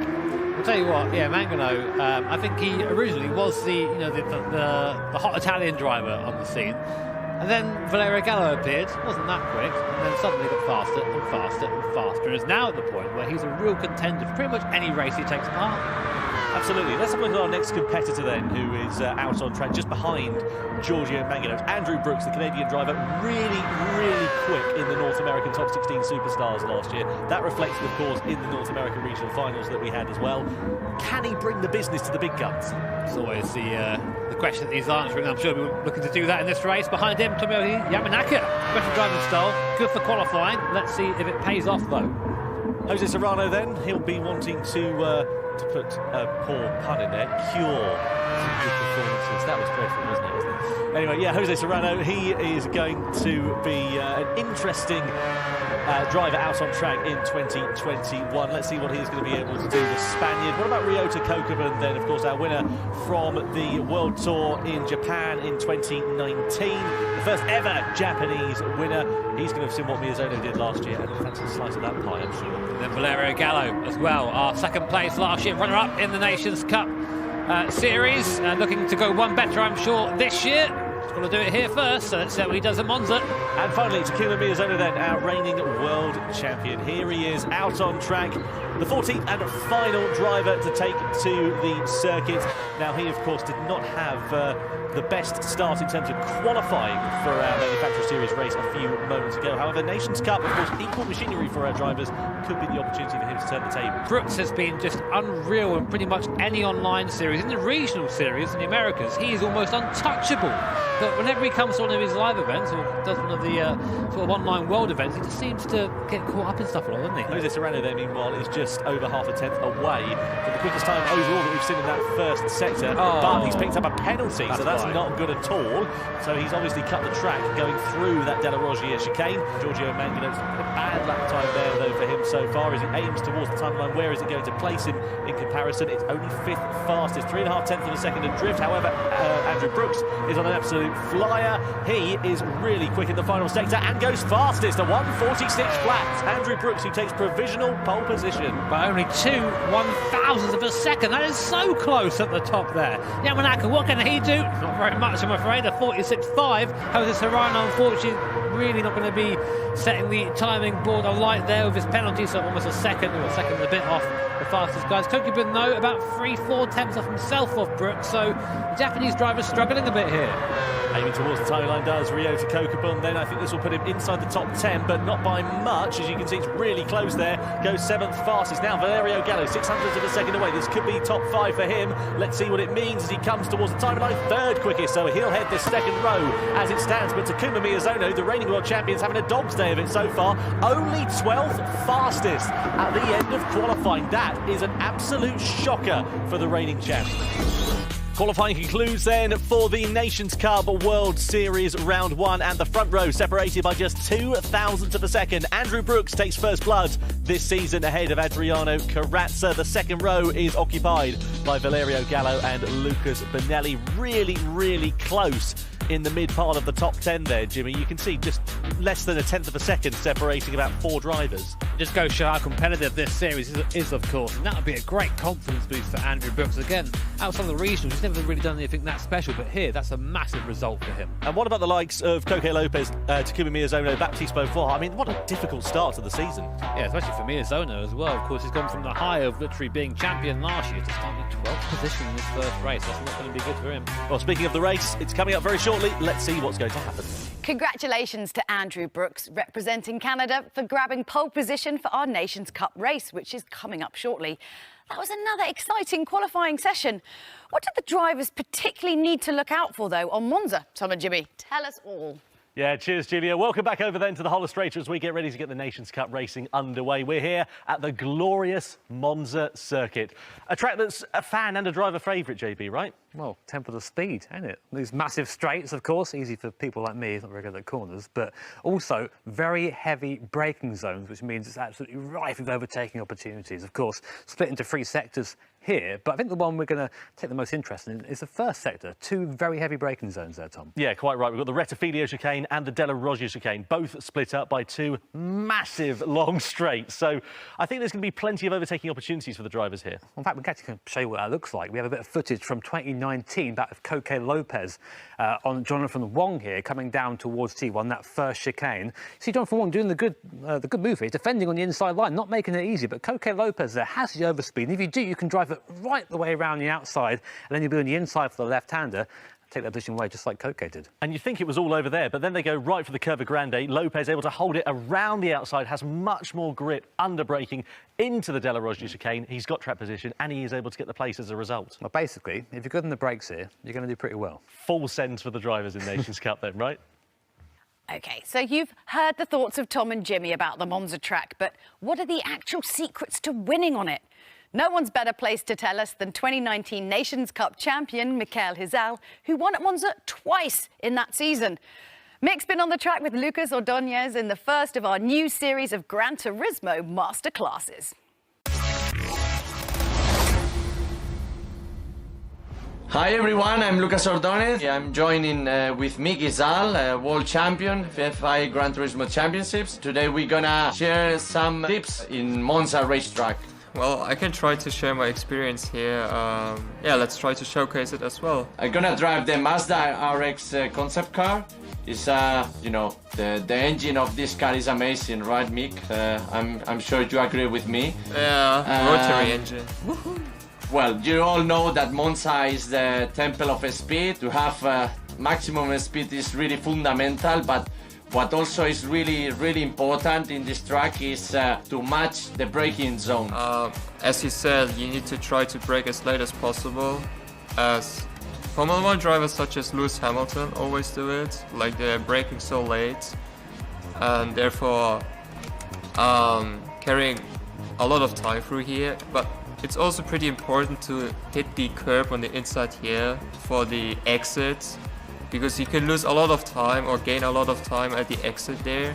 What about Mick for overtaking? 10-1, for example, at the start of the race is a really great point for overtaking, and then chicane 2, the second chicane is really another spot for driving overtaking, right? Yeah, I agree with you there. There are also like some other overtaking opportunities, such as before you approach Ascari or Parabolica, but the risk of overtaking another driver there is that you may get overtaking again on the start-finish straight. So you have to play a little bit smart. Every braking point you have to smash the brake pedal as hard as you can in every braking zone. So it's really physical, really demanding for the driver, but also mentally, because as I said before, you have to really be spot on the braking points. So you have to be really concentrated, but also really aggressive on power to have the maximum top speed on the straights. Yeah, Mick, I wish you all the best for this season, and let's catch up soon, right?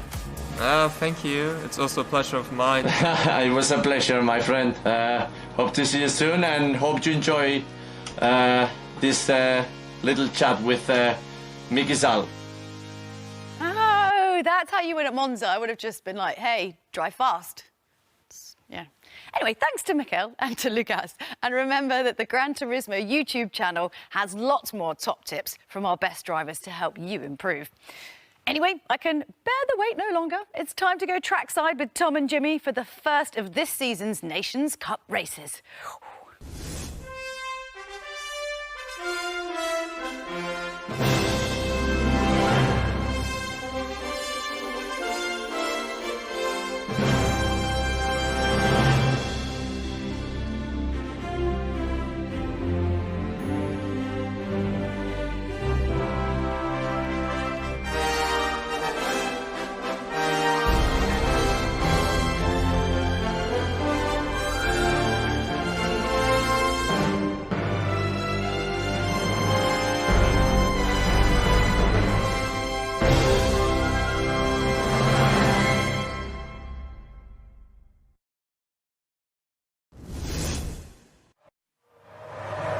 Time then for World Series 1, the Nations Cup, to get underway. A standing start here at Monza with Andrew Brooks and Adriano Corazza on the front row. Here is how the grid lines up then. So here is Andrew Brooks, and then alongside him is the Brazilian driver.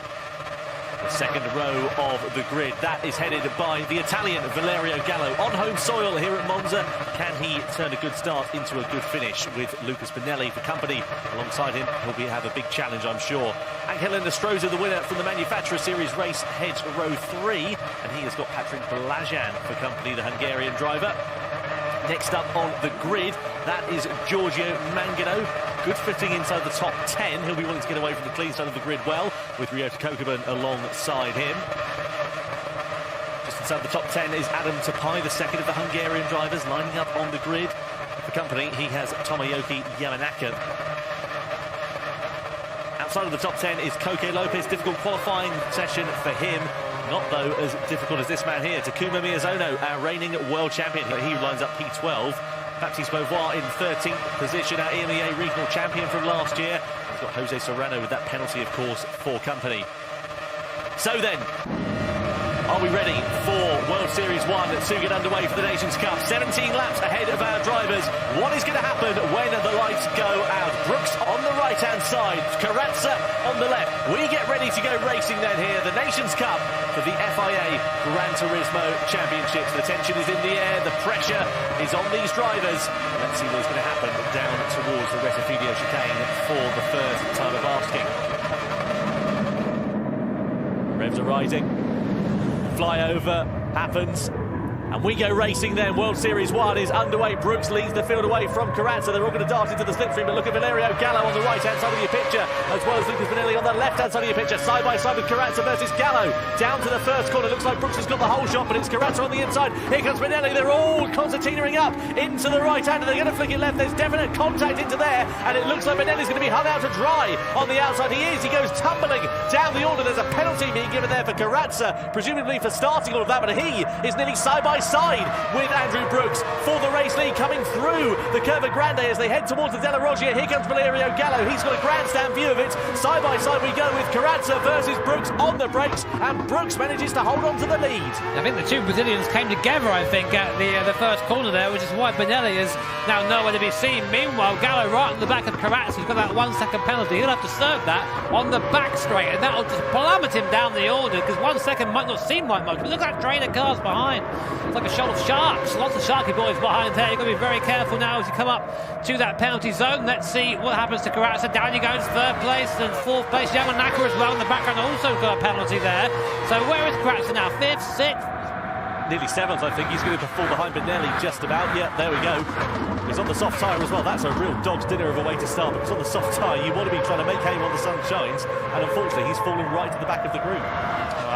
Again, we saw something similar happen in the Manufacturer Series. This time it's happened to Carrazza and Pinelli, and it's their fault they're there, really, so not much I can do about that. People who have benefited of that, of course, is Mangano's up to fifth place. Back to the front of the field with Valerio Gallo, who's going to have a toe on Andrew Brooks down the straight, and they're already in an interesting scenario. They've got a little bit of a gap to Patrick Blajan behind there. He is behind Gallo. They're not flashing the lights from Valerio, so I'm going to come through, mate. Let's not fight this too much. Let's just work together, and we're probably going to see that now. They're going to be swapping places down the straight very often and just using each other's toe. First the pit stops as well, Adam Tapai and Yamanaka coming in. They're both going for that soft tyre, getting off that hard tyre as soon as possible. Here comes Mangano, here comes Nestroza, here comes Pinelli as well, who's had fancy a bit of a look. Carrazza on the outside, he's going to get the switch back. Oh, there's more contact again at the Retifidio. The two Brazilians still side by side. Pinelli, he's pretty friendly with that gravel trap on the outside of that first chicane, isn't he? Meanwhile, it's Gallo versus Brooks then, who still hold on to the race lead. Paddy Blajan there in third position, not too far adrift either. There's a bit of daylight between themselves and Giorgio Mangano. 1.5 seconds it sits. You would expect that to be the case, because of course the top three drivers are on the soft compound of tyre, and if you're new to the FIA GT Championships, the drivers in the Nations Cup, they have three compounds: the soft, the medium, the hard. The soft are the fastest, and the hard are the slowest. They must compete on all three compounds of tyre for a minimum of 1 lap. So for example, Tapai and Yamanaka, they were on the hards, they've started on those, they want to get shot of them as soon as possible. Now they're in the softs, and now they can go a little bit quicker. Yeah, that's part of the racing here. You've got to one, be quick on circuit, and two, be quick in the pit lane with your strategy. So it's something our drivers have worked out before the race, and we'll now hopefully execute now as we go into the end of lap 2. Carrazza looking to get by Nestroza on the inside there. Nestroza not too keen to let him by, so he's slightly getting a little bit. Has to give the room though, coming out of Ascari onto the curb there. That would have slowed him up a little bit. We'll probably let Pinelli through as well. Meanwhile, Patrick Blajan, the Hungarian driver, has just homed onto the back of Andrew Brooks in front there. So we come through the Parabolica. Great onboard shots here from Patrick Blajan, and he's now going to get the double toe going down towards T1. So here we are on board. Great view there of the exhaust of the RX Vision rotary car as we come down the straight. Patrick Blajan deep in the slipstream of Andrew Brooks, but doesn't seem to be moving out at the moment. Maybe just playing the long game there, Tom. Yeah, let's see what happens. They're down towards that red torpedo. Blajan takes a late lunge, but has a look, doesn't quite make a move going into there. Just being sensible, really, at the moment. They've both got a lot to lose at this stage because the field is too relatively close to one another. Look at Inestrosa there in the middle of Corazza and Benelli, who's really being hung out to dry. Of course, those two drivers, Corazza and Benelli, on the soft combat of tyre. Inestrosa clearly struggling with those mediums. It just doesn't have the pace at the moment. That's what happens when you start medium tyre. You get swamped by people on soft tyres. Not much you can really do about it. Really, Mangano is one of the best positions. Oh, a penalty! Track limit penalty for Valerio Gallo there. So he took a little bit too much curve coming through the second chicane. He's doing these things, trying to really maximise everything. But unfortunately, what that means for him is he's now going to get that 1 second penalty, and that isn't getting off the throttle. That is 1 second of applying the brakes. And around here, I don't have to tell you how terrible that is for your lap time. Applying the brakes, coming out of a fast corner onto a long straight like this, you can see. That is the difference. He is just being left behind, and just like that, he goes from the lead to a second behind, second place. It's just about within the slipstream range. It's been the only saving race there for Valerio Gallo, but that is 2 incidents in 2 races for the Italian driver, and he was pretty seething, as we saw after the first race. He's been pretty angry with things so far now. Let's see what's going to happen then further back. Meanwhile, Angel Inestrosa there in 6th place with Lucas Benelli. Still for company, of course. Benelli started strongly, but it all went peaked over him at the first couple of corners. He's on the soft combat of tyre. He needs to make hay while the sunshine to get himself past Inestrosa as we run on board with Brooks to complete lap 3. Patrick Blajan now, of course, who's in second place. He'll now sort of take the role of Jason. He'll be in the slipstream now, up to 160 mile an hour. Getting near to 170 mile an hour before you smash your anchors at the end of this straight. Patrick Blajan's got the run there, but just lets off. There's no point. He's not going to make that lunge. What these guys on the soft tyres are just focusing on doing is just getting away. They don't want to be fighting everybody. Miyazono, sorry, Yamaha pitted. Let's have a look there. Here is Corazza then. Side by side he runs with Giorgio Mangano. On the medium tyre is Mangano. Doesn't really put up much of a fight. No point there really for him because he's just going to lose more than he'll gain. Corazza then sits in P4. Bit of daylight in front of him as well. 3.2 seconds to Valerio Gallo for him to try and close that gap down. That'll be nice for him to have a bit of clear air for once in this race. Doesn't have to worry too much about it.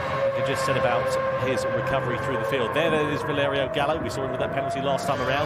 He now has got some company in front of him. They're still with Paddy Blajan and still with Andrew Brooks in the front of this race. They go under the old banking, heading in towards the Variante Ascari once again. Now, the soft tyres, of course, Jimmy, we're used to seeing them try to stretch this stint out for as long as possible, but we're just going to show you quickly what happened to Gallo. He's really quite far inside there. 4 wheels inside, which that's why you got the penalty. If you're Valerio Gallo, you're leading the race, you've had this penalty. Do you think about trying something different to overhaul the competition? I mean, not at this point really, because of the toe and the slipstream. But if you're Gallo, you want to just stay with these guys. You're getting the drive, you're getting pulled along. If you're pitting on your own, it's slower to drive around here on your own than it is with a partner or 2 partners around here. So he'll basically be dictating his strategy to those in front of him. And one advantage, of course, for these drivers that are in the slipstream, like Patrick Blajan, like Valerio Gallo, fuel saving. It's a really fuel-heavy track because you're constantly on the throttle at 170 miles an hour. 3 times, as you said, Jimmy, that you're touching that speed around this circuit. And, well, if you're Patrick Blajan and Valerio Gallo, you're in the penalty. If you're Andrew Brooks, he's really going to be hemorrhaging his fuel usage. Yeah, so that does come into play, of course, and especially when there is refueling. Here is Gallo, again on board. Second last year in Nations Cup, and he seemed very happy with it, but I bet he would have been a whole lot happier if he went one better. And he's always looked like he can do it. He's that guy. I think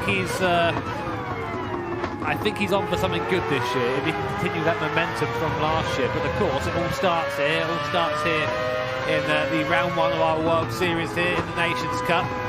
Right now, just all over the back of Blajan. But I'd say with Valerio Gallo, his downfall seems to be those little mistakes. We saw it in the Manufacturers Series at Honda, where he spun at 130R from what was pretty much a sure thing.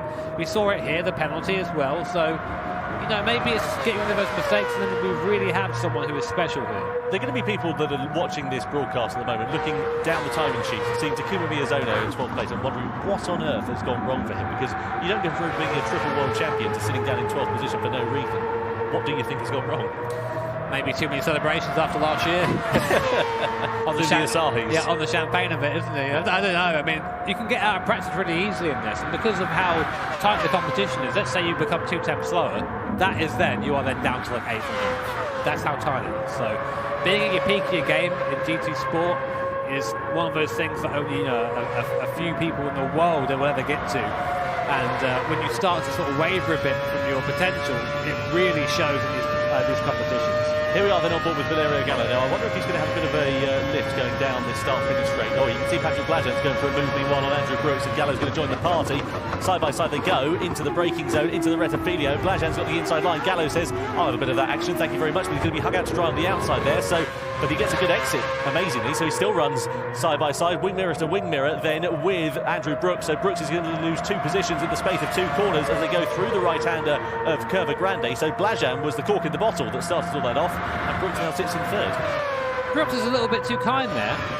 I would have run him out wide. That's your circuit, that's your bit of track there. He's barely alongside at that point, but yet Brooks gave him room and let Gallo sort of get the drive by, but maybe Brooks a little bit too kind there, and it has cost him the place. But I think maybe they've gone, well, actually we're a bit quicker than Andrew Brooks, let's try and break away. But no, I'm sure they'll realise as soon as they're out front, they'll be the one punching the hole in the air, and Brooks will be the one thinking, well, I'm a bit quicker than these guys, maybe I should try and get by, and then so on and so forth. So we'll see what happens. Certainly will. Down the straight, then out the second Lesmo, under the old banking and in towards Variante Ascari we go once again. Now is Brooks going to try and retaliate here, or is he just going to opt to save a bit of fuel? Look at Blažen though, now he's been able to get ahead. Just shows how much he was being held up, because he got nearly a second on Valerio Gallo as it stands. Meanwhile, the battle for 4th place still reigns on between Adriano Corazza, Lucas Benelli, his compatriot just behind. Bit of a squirrel there through the second half of the Variante Ascari then, and that is going to allow Benelli to close right up onto the back. Angelo Nostroza has got a good view of all the action in front of him, with Giorgio Mangano in the middle of the 2 Brazilians that are squabbling. Through into the Parabolica we go, and I wonder if Corazza and Benelli are just trying to work together a little bit at the moment on that soft compound of tyre, both on very similar strategies by the looks of things. So let's see how it all plays out between those 2. Meanwhile, here we are looking at Brooks going down the start-finish straight. Gallo in front of him, but a lift off there. He just wants to sit behind him and save that fuel, I think. Yeah, possibly at this point. Or he doesn't want this fight anymore. If you notice the gap between Gallo and Blažen up to a second now, that might not sound like much, but it's starting to get to the point where that slipstream might be broken. Corazza's by Mangano now. It's going to be a drag race through Curva Grande. Now Mangano's got the inside here, so he'll have the shorter line towards the chicane, but Corazza will have the overspeed when they come off the corner, so we'll have to see how that looks as they come through here. Mangano still holding the inside line behind him, and Nostroza in the draft as well, so he wants a piece of this. Now, with this midfield battle really starting to hot up here, and Mangano, of course, really is a stand-up. He's the only one here on the medium compound of tyre. He's able to hold off Corazza and Nostroza. Brilliant driving there from Giorgio Mangano, did a very, very good job. And as you said, Jimmy, got a completely different strategy on that medium compound of tyre. So clearly those softs are probably getting past their sell-by date, you'd imagine, there for Corazza. And that is why Mangano has been able to hold on to that 5th position as it stands for the last couple of corners, because obviously there's such a differentiation in pace between the softs and the mediums normally until they start to fall off that cliff. So good work there for Giorgio Mangano, sitting at the top of the medium runners as it stands, having not pitted. All the drivers from 1st down to 7th have not made any stops yet. I wonder who is going to be the first to blink as it sits with just over 9 laps remaining. We'll have to see how that pans out. I'm trying to figure it out myself at the moment, as you can tell by the sound of the clocks whirring. It takes a little while to wind up sometimes. Yeah. I thought that'd be a bang. That too, mate, that too. Meanwhile, first 3 continue to pull a gap on the rest of the field. Lucas Benelli, who I was about to say was the next person to stop, was opted to come into the pit lane, as has Adriano Corazza. Interestingly though, divergence in the strategy though for the 2 Brazilian guys. One's going onto the hard tyre, Corazza, and Benelli going onto the medium tyres. I really want to talk to you about strategy actually there, Jimmy, as well as we come in towards the mid-stages of this race. Meanwhile, let's come back to that in a few minutes' time, because here's a battle with Yamanaka Tapai, and on board with Koke Lopez coming down the start-finish straight. In the slipstream here is Lopez, the 2 Brazilians coming into the pit lane. That's really tight with Adriano Corazza. Benelli is just in front of this trio of cars now as they come down in towards the first chicane then. Yamanaka in the middle, Lopez on the inside of Tapai. He's going to be on the outside then, coming out of the first corner. Really close racing between them.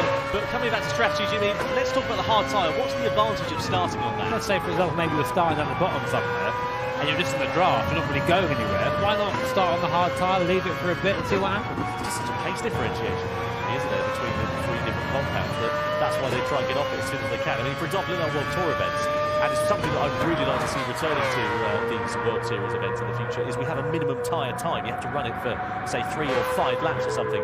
And I think that just adds more merit, because otherwise you just see drivers going onto it for 1 lap at the end. And it doesn't spoil it as such, but it then comes down to how much fuel they've got. If they've got to take fuel on board, then the gap can increase, and it, you know, can almost spoil what's set to be an exciting last lap.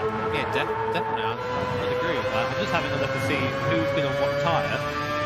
Both Lopez and Miozono did 3 laps on the hard compound tyre at the start. So maybe working on some sort of alternate strategy, something to keep an eye on, definitely. Speaking of keeping an eye, look at Inestrosa there, right up the rear wing of Giorgio Mangano. We just crossed away from him for a few moments, but that was looking very close indeed. There, though, is Lucas Pinelli, now the lead Brazilian driver. The leader comes into the pit lane, speaking of leaders. That's Patrick Blaža into the pit lane, onto the medium compound tyre. Brooks and Gallo, the top of the following him. Likewise, Inestrosa as well. So all of the top 5 drivers coming in then. Now, where is Blaža going to emerge? He's not going to take any fuel on board at the moment. He's got 53 litres left, doesn't need to worry too much about that. Onto the medium compound tyres.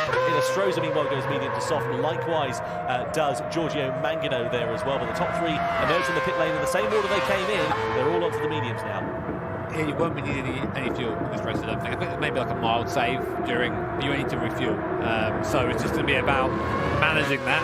So the order stays essentially the same at the front with Blaža, Gallo, Brooks and Benelli. Benelli has actually gained a bit of time back on the lead free though. I think it's about a second and a bit back at the moment. So he is catching. Here is Valerio Gallo, of course, on home turf here. I've always said, I asked him whether that equates to anything when you're driving on the home turf, even if it isn't a simulation. He always says, yes, I always feel like I want to do better here because, well, it's where I'm from, even if it isn't the virtual world. Just been having a look at the timing screens, and 2 drivers who didn't necessarily qualify very well, Penelope Lopez to Penelope Lola, have been setting good lap times over the last couple of laps, good second times, and doing a good job out there on the medium compound tyre. They're now sitting inside the top 10, which is significantly better than they qualified, and they started their race on the hard compound tyres. They owe the soft. Yeah, I was just saying a second ago that they were in the hard tyre for a couple of laps at the start there, so I think really going for that fast finish. Of course, round here is not as important. Here is Yamanaka, Coco Lopez and Miozono running together on circuit at the moment. And yeah, that is on merit. They're on merit, so they've gained even now 5 positions apiece or so, just running this alternate strategy. Do you reckon they're in cahoots a bit? Because it always seems to be Coco Lopez and Miozono running these different strategies that seem to be coming good at the moment. Well, we've still got to see the last part of it play out there, but it seems to be going the right way. Well, yeah, it looks to be going pretty well there for Lopez and Miozono. We'll keep a close eye on those 2 because they could be like the proverbial cat after at the end of this one. Now, Yamanaka comes into the pit lane and he goes from the softs to the medium compound tyre. Now that promotes Lopez and Miozono into some clear air between the 2 of them on the same strategy. We hasten to add, they've got to change over to the soft tyre before the end of this one. Let's keep an eye on that, see how things develop between them. Meanwhile, at the front, Blaža now less than half a second of the gap he has between himself and Valerio Gallo. Let's see what's going to happen here between these 2 because they owe the hard compound tyre. They've got to pit before the end of this race. They'll do that, you would imagine, right at the very end of this one, down in towards the Della Rosa chicane. If you're Valerio Gallo, what's going through your mind at this particular moment in time? I'm going to pick my moment. Is basically it. I mean, you've still got 7.5 laps left, pretty much.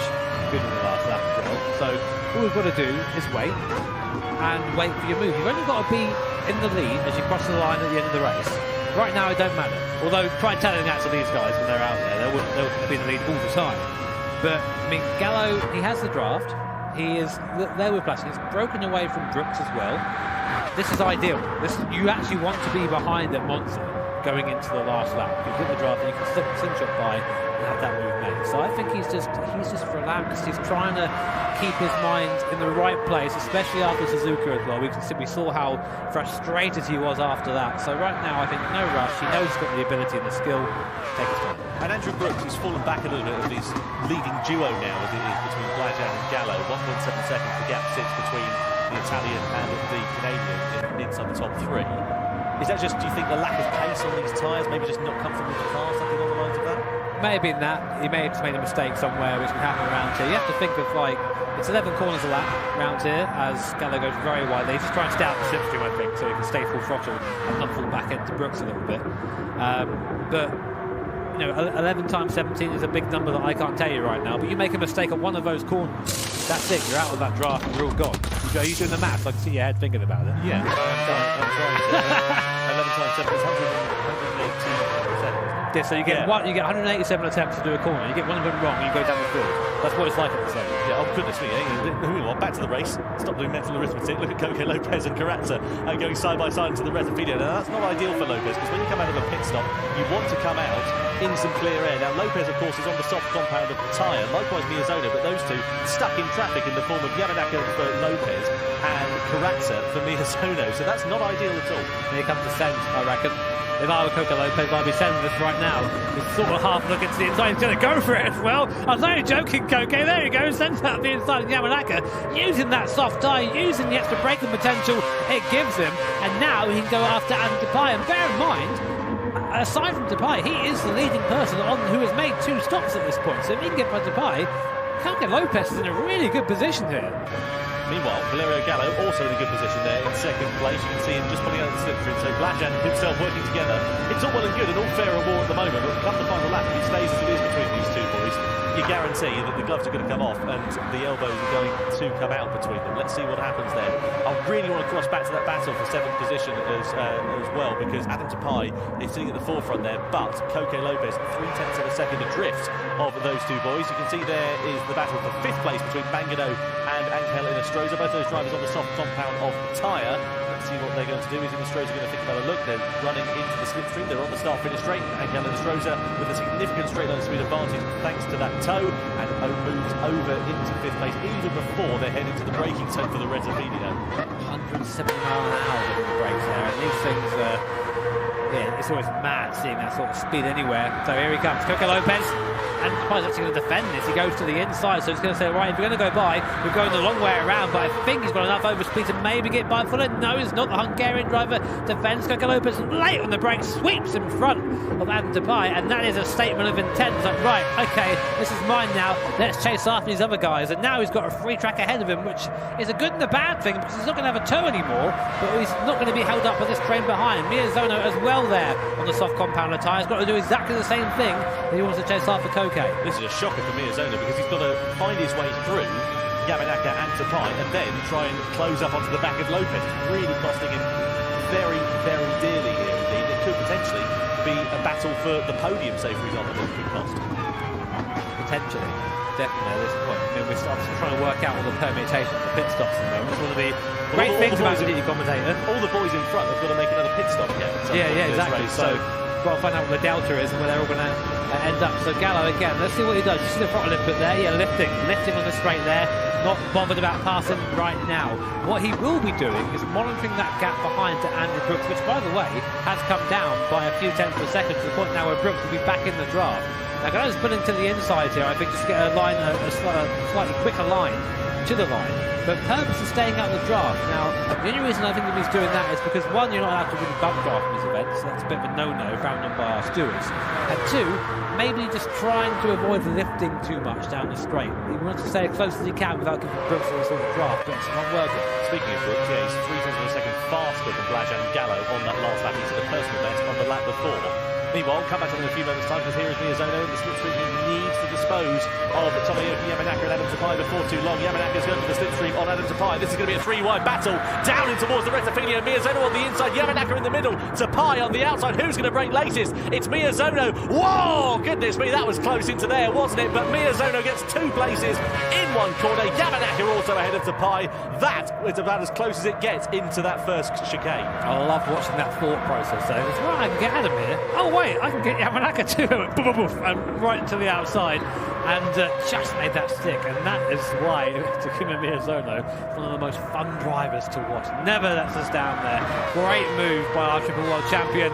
But meanwhile, in front of the field, Blajan Gallo, and now Andrew Brooks too. And Gallo, I think maybe he's had enough at this point. He's starting to have a look at Blajan, not quite going for that move still. Maybe sort of trying to get out of the draft. I can't for the life of me figure out why you wouldn't just lift instead. Maybe he's trying to get in his mirrors, make him make a mistake, make him try and spin or something. But otherwise, it's just stay with him. So again, looking to the inside and lifting again. Maybe he wants Brooks to be part of this. I'm not really sure. I can't think of the reason here. My brain can't get around it. All the while they're doing this, keep an eye out for Coque Lopez and Turismo Miyazono. We said the race would come to them, and Coque Lopez was a 1:46.387 last time around. Compare that to Blajan, Gallo and Brooks, who are all around the 1:47.6, 1:47.5 markers. They were a second slower than Coque Lopez. And that was the fastest lap of the race by Coque Lopez there. So he's now just set the fastest lap of the race. He's in pursuit of these guys. Gallo now goes to the outside of Patrick Blajan. I think he's had enough of waiting. So Valerio Gallo goes up into the lead, but they are still fighting. That's just to bring Brooks right back into it there. That's a bit of a freebie for Andrew Brooks. That gap now down to 0.4 of a second. He's now right back in the fight for the lead. Gallo up into first. Blajan second now as we come through Curva Grande. 3 cars at the front there. 1 Italian, 1 Hungarian, 1 Canadian, and Gallo going defensive into the second chicane. Blajan thinking, oh, I might have a go at this, and then backs out of it once again. So Gallo there putting down a statement of intent. I think now it's that time to go. Now's the time to move. This is the thing, we're coming into the closing stages. Just to bear in mind, these guys, they still owe a pit stop in this race, and all the while they're squabbling amongst one another, it's allowing Lopez and Miyazono, for example, to close that gap down. Lopez has got 1.3 seconds owing to Miyazono being stuck in that train of traffic as it was, as we saw a few laps ago. So he is now in a very, very promising position. Let's see what's going to happen then as we come towards the closing stages. Is Blajan going to retaliate on Valerio Gallo as they come under the old banking and in towards Ascari? Not quite at the moment, but Gallo is now trying to lead from the front, and I think he's going to try and pull the pin if he can, but I just don't think he's got the speed, and of course the other 2 behind haven't got that slipstream, and they can just sit there all day long if they keep it consistent in the corners. Just looking at Lopez's sectors, he was nearly a second quicker through the first sector alone. That's only a 35-second sector, so Coque Lopez on a charge right now. He has met some traffic though, so that might hold him up slightly. Now Gallo, Blajan, Brooks, when are they going to pit? Are they going to really eke this out to the last lap? Are those medium tyres going to go that far, or are they going to come in early for the hards? In time we'll find out, I'm afraid. Kicking up some dust there. Look at the line of least resistance down towards the first corner. Now, will Blajan come back at Gallo? We've got a great spot here on the rear wing. Blajan is gaining in the draft. Gallo sees that he needs to defend, comes across. Blajan there, kind of very high. He's not really going for it, is he? He kind of just something, okay, well, if we're going to take this line, I'm going to just stay here and have a better turn in. But it slows them both up. You see they're wiggling, trying to get the power down. Those rear tyres now, a lot of these guys don't run traction control because they say it helps them rotate the car a bit better, but it is starting to show. They are starting to have trouble with that rear traction. See the trio of Pinelli, Mangano and Inestrosa have really closed up on the last couple of laps as well. Now down to 3.7 seconds it sits. They're going to have to keep a close eye on this, because if they start pulling punches with each other, it's not going to be long before Pinelli and Mangano start closing up the gap on these boys. And of course they still have that final pit stop that they owe, which they will make presumably now either the end of this lap or the end of next lap before they go onto the final lap. Just to remind you, they must run each compound tyre. They must run it for a minimum of 1 lap here at Monza as well. That's right. Coming in then to the last 2.5 laps of this 17-lap race here at Monza, the temple of speed right now. It's Valerio Gallo, the Italian, leading the race, from Patrick Blajan, the Hungarian, from Andrew Brooks, the Canadian. This is why I love Nations Cup.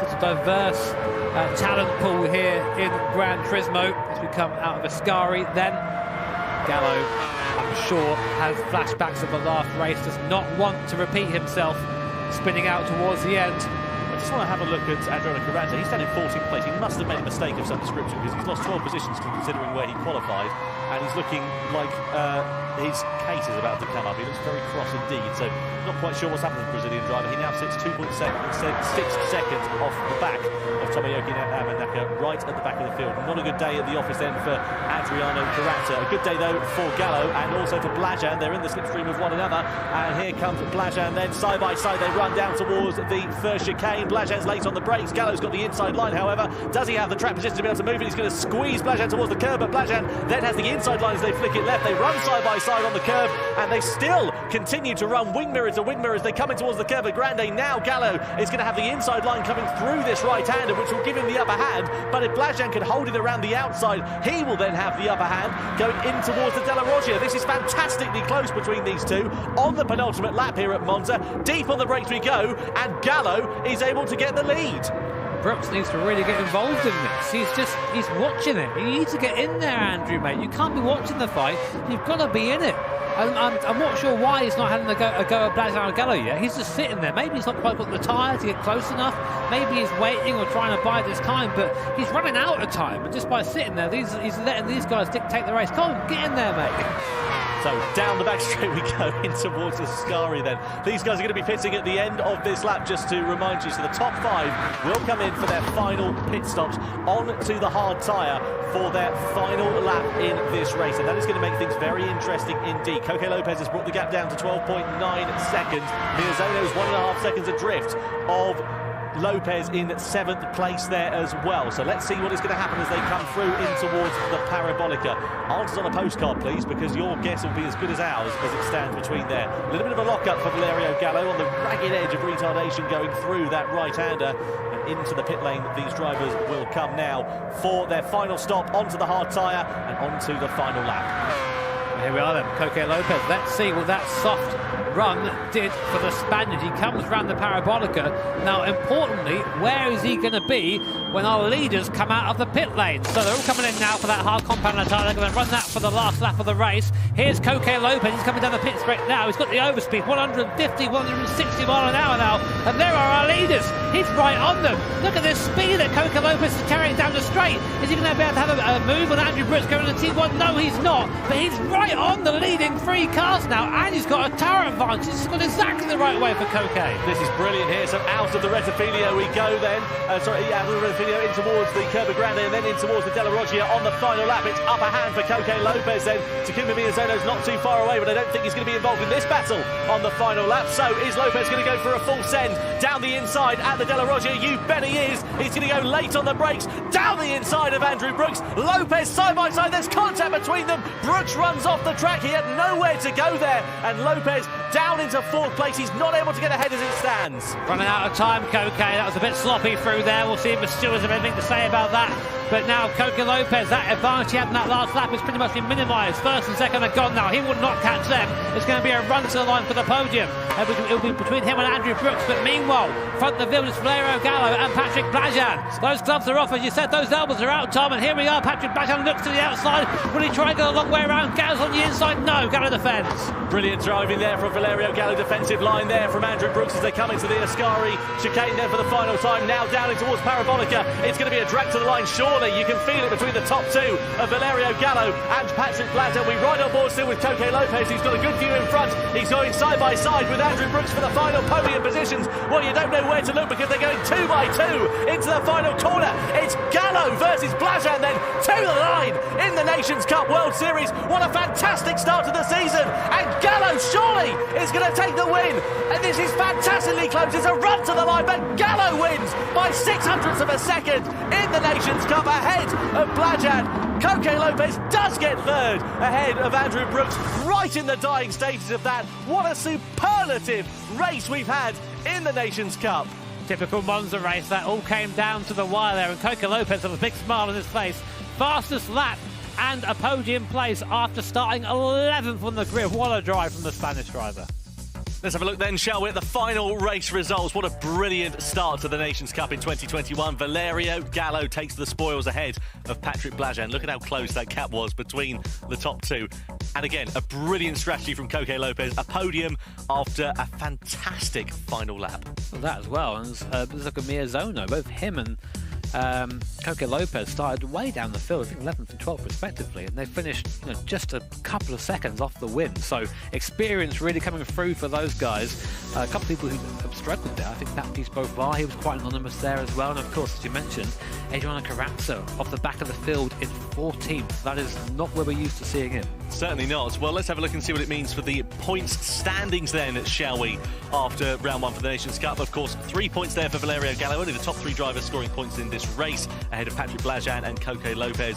So you can see from 4th down to 14th, 10 drivers not getting themselves off the scoreboard. That is going to be advantage for the top 3 as we progress throughout the 2021 season. Thank you. Brilliant stuff from Italy's Valerio Gallo. And I'm delighted to say he joins me right now.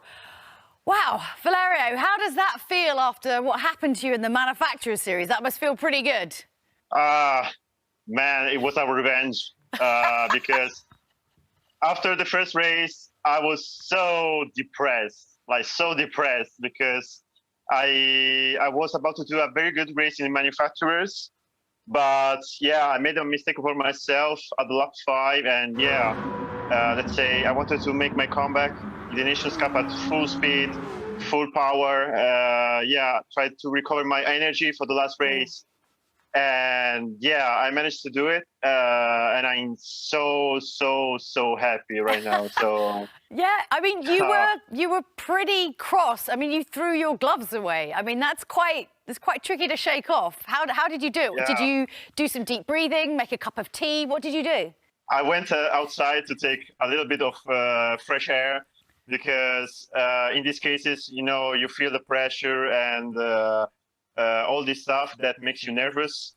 So I try to stay alone with myself, just let's say putting all the bad memories away and trying to cancel everything to make the next race even better. So yeah. You were under a lot of pressure, but, you know, between you and Patrick Blajan, it was kind of toing and froing a little bit. How did you keep your cool? Because it could have gone either way there.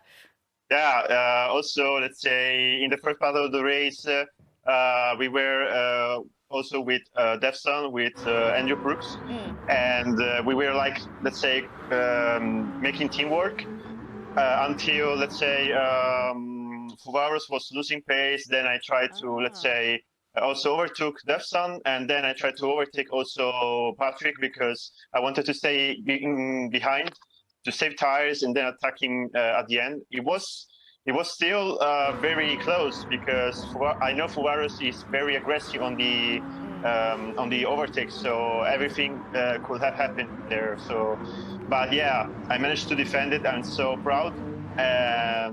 Yeah, I made my revenge. I mean, let's be honest, let's think about the World Finals and just how, like, you were so close, so close. So, yeah. You know, in kind of the sort of time between sort of now and then, how have you been preparing? Like, how determined are you to, you know, go forward and win more and win the final Nations Cup this year? Are you going to do it? Come on, Valerio, tell us. Yes, let's say my mindset surely changed since the last years, because I started to believe in myself and in, let's say, also improving my driving style.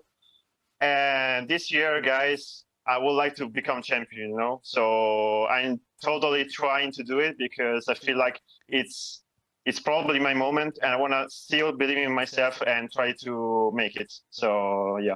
So you think you're going to do it? Just tell us. Say yes, a big resounding yes. Are you going to do it, Valerio? Yes! That's what we wanted to see. Amazing. Thank you. Yeah, thank you so much, Valerio, and good luck moving forward. And, you know, thanks so much for chatting to us. Right, let's get Tom and Jimmy's thoughts, well, on all of that. Thanks, Julia. I mean, that was another action-packed race, Jimmy. What do you make of it? It's a typical Monza race, really, wasn't it? Just action up and down the field, and, of course, a tight finish for, like, 4 or 5 different cars. Always amazing to watch. Yeah, absolutely. Let's have a recap, shall we, and see the key moments from that race. So a standing start, of course, and we saw Andrew Brooks qualifying on pole position with Adriano Carrazza alongside. However, it didn't stay that way for long. It all kicked off in the first couple of corners. Yeah, and Penelope, bless him, got just absolutely just pound to dry into the gravel trap. Got a season ticket for there now. Then Verigella picked up a penalty, and after, of course, his first race at Suzuka, that would have been a big blow for him, dropped down to 3rd place, but at the front was Blajan and Brooks who fought for the majority of the race, and while Gallo tried to find his way back to the front. Yeah, absolutely right. At this point, you can see Blajan leading the way. Brooks, though, running a bit wide. That allows Valerio Gallo to try and fight his way through. They ran side by side through the Curva Grande at this point. However, we had to keep a close eye on things a bit further back, because Takuma Miyazono and Koke Lopez on a differing strategy, and they were coming up the field like a dose of salt as they ran through on different tyre compounds compared to those at the front of the field. At this point, Valerio Gallo took the lead away. However, you can see on the final lap, Koke Lopez managed to mug Andrew Brooks for the podium positions. Exactly what that meant for Valerio as well. Absolute 0 to hero after Suzuka. From glove throwing to pick them up, put them back on again, and winning the race. Not bad. Absolutely. It doesn't get much better than that, does it, for Valerio Gallo? What a way to turn around a start to a season. So let's have a look then, shall we, at the top 3 finishers from that race. Koke Lopez for Spain takes 3rd place. Patrick Blajan for Hungary takes 2nd. And then Valerio Gallo on home soil in Italy wins the Nations Cup in round 1 of the World Series. Thanks, guys. We've had 2 great races, but just before we hold the podium ceremonies, the FIA Gran Turismo Championships are proud to officially announce a new partner on board. As you heard earlier, BBS have joined as our official wheels supplier, and I have to tell you, I don't think I've seen Jimmy this excited since, well, ever. And here's a special message from BBS's representative president, Noremasa Nosaka.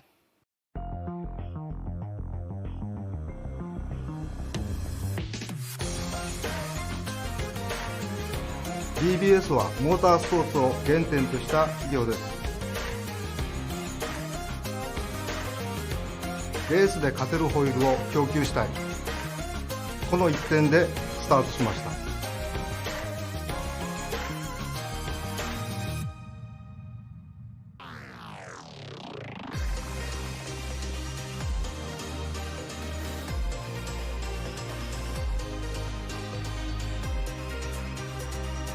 複雑なデザインを金型で作り出すという製法にこだわり、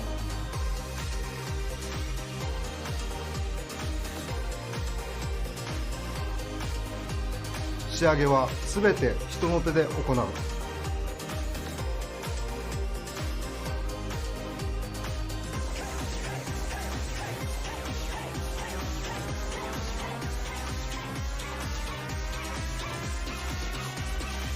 強くしなやかで美しいホイール、これが BBS のホイールです。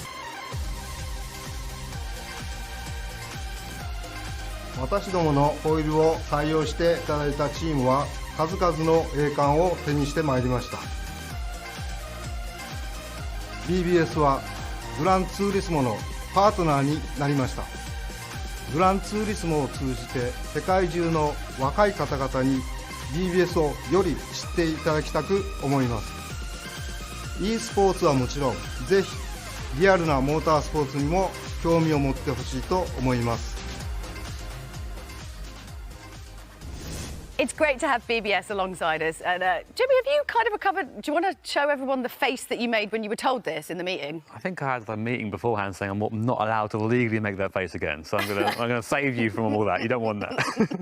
I mean, what is it about BBS? Why is this kind of like such a big deal for you? Well, as someone who is rapidly approaching their 30s, which is awful to say, back in GT2 I used to love just smashing all my old Japanese cars on these BBS wheels. They all look just absolutely amazing. So to sort of see him coming back to the series in this way, it's nostalgia hit. I'm a big fan.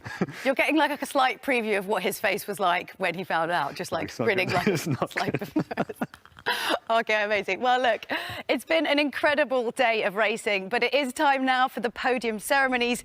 First up is the Manufacturers Series, so let's join Tom to pay tribute to today's star performers. Thanks, Julia. Now then, it is time for the podium for the Manufacturers Series. In third place for Team Subaru, it's Japan's Takuma Miyazono.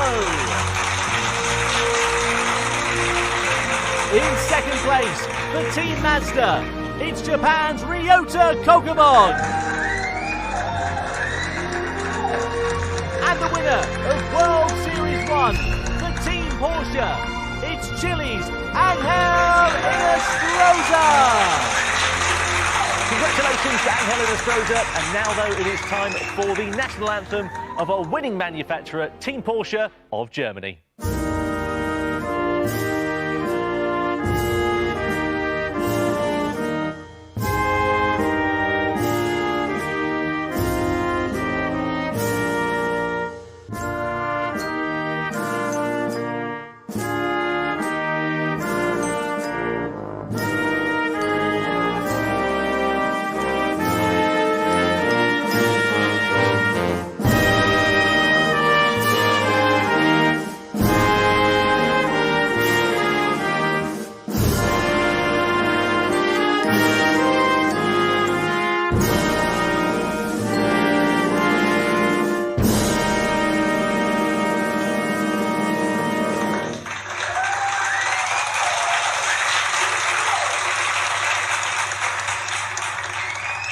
Brilliant stuff.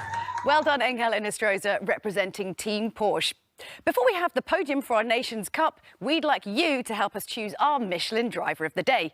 Jimmy, come on now, what do you think? I'm not going to get involved. Who would be your hot picks? I feel like you always put me in the spot here, Jules. Yeah, that's literally what I do. Not very nice of you. Well, a couple of ideas, I'd say, for that. First of all, Angel Inestrosa, because amazing race from him in Porsche. Great to see him back on top again, arguably where he belongs, of course. Also, Valerio Gallo for his revenge race. Okay, I mean, I didn't know that was a thing, but okay, yeah. Very dramatic, Valeria, I like that. But I have to probably say Coque Lopez, because he started 11th in the first race. We sort of actually missed that. Had a really strong strategy at the end. I think if he didn't have that little battle with Brooks, he'd actually maybe have won that. So really strong performance from him. I mean, he just super snuck in right at the end. It was like suddenly, ba-boom, Lopez is there in your wing mirror. That's it. Suddenly Lopez. Suddenly Lopez.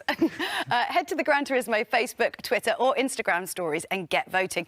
And, you know, if you happen to disagree with Jimmy's thoughts, you can, of course, politely let him know in the chat. Please. Politely. Tough choice, that. Good luck to everyone choosing your Michelin Driver of the Day. 3 drivers who made their own luck today are now ready for the ceremony of that thrilling Nations Cup race. Over to you, Tom.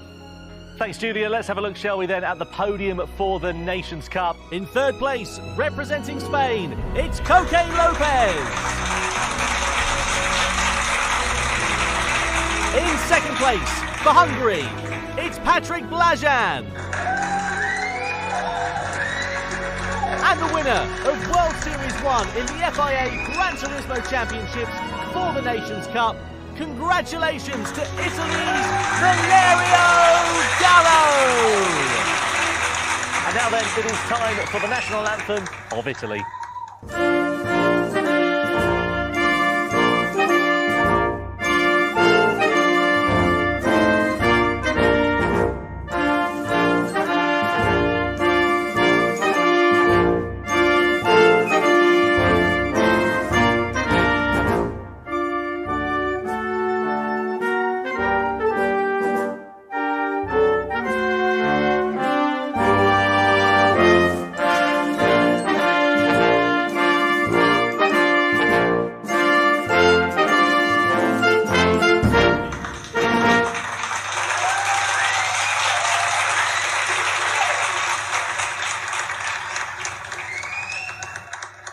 Great stuff. Well done once again to today's Manufacturers Series winners, Team Porsche and their driver, Angel Inestrosa. And of course, congratulations to our Nations Cup winner, Valerio Gallo, representing Italy. Thanks as always to Dom, and I guess you as well. Have you had a nice time? Well, thank you for asking. I think it's been awesome. I'm super looking forward now to World Series 2. If it's like that, it's going to make our jobs a hell of a lot easier, so I'm very happy. Just a lot of fun. Just a lot of fun. And it's been brilliant today to watch, so do make sure you subscribe to our Facebook and YouTube channels so you don't miss any of the next exciting instalment. I don't know about you, Jimmy, but I think that's quite enough excitement for one day, so we will see you next time. Bye.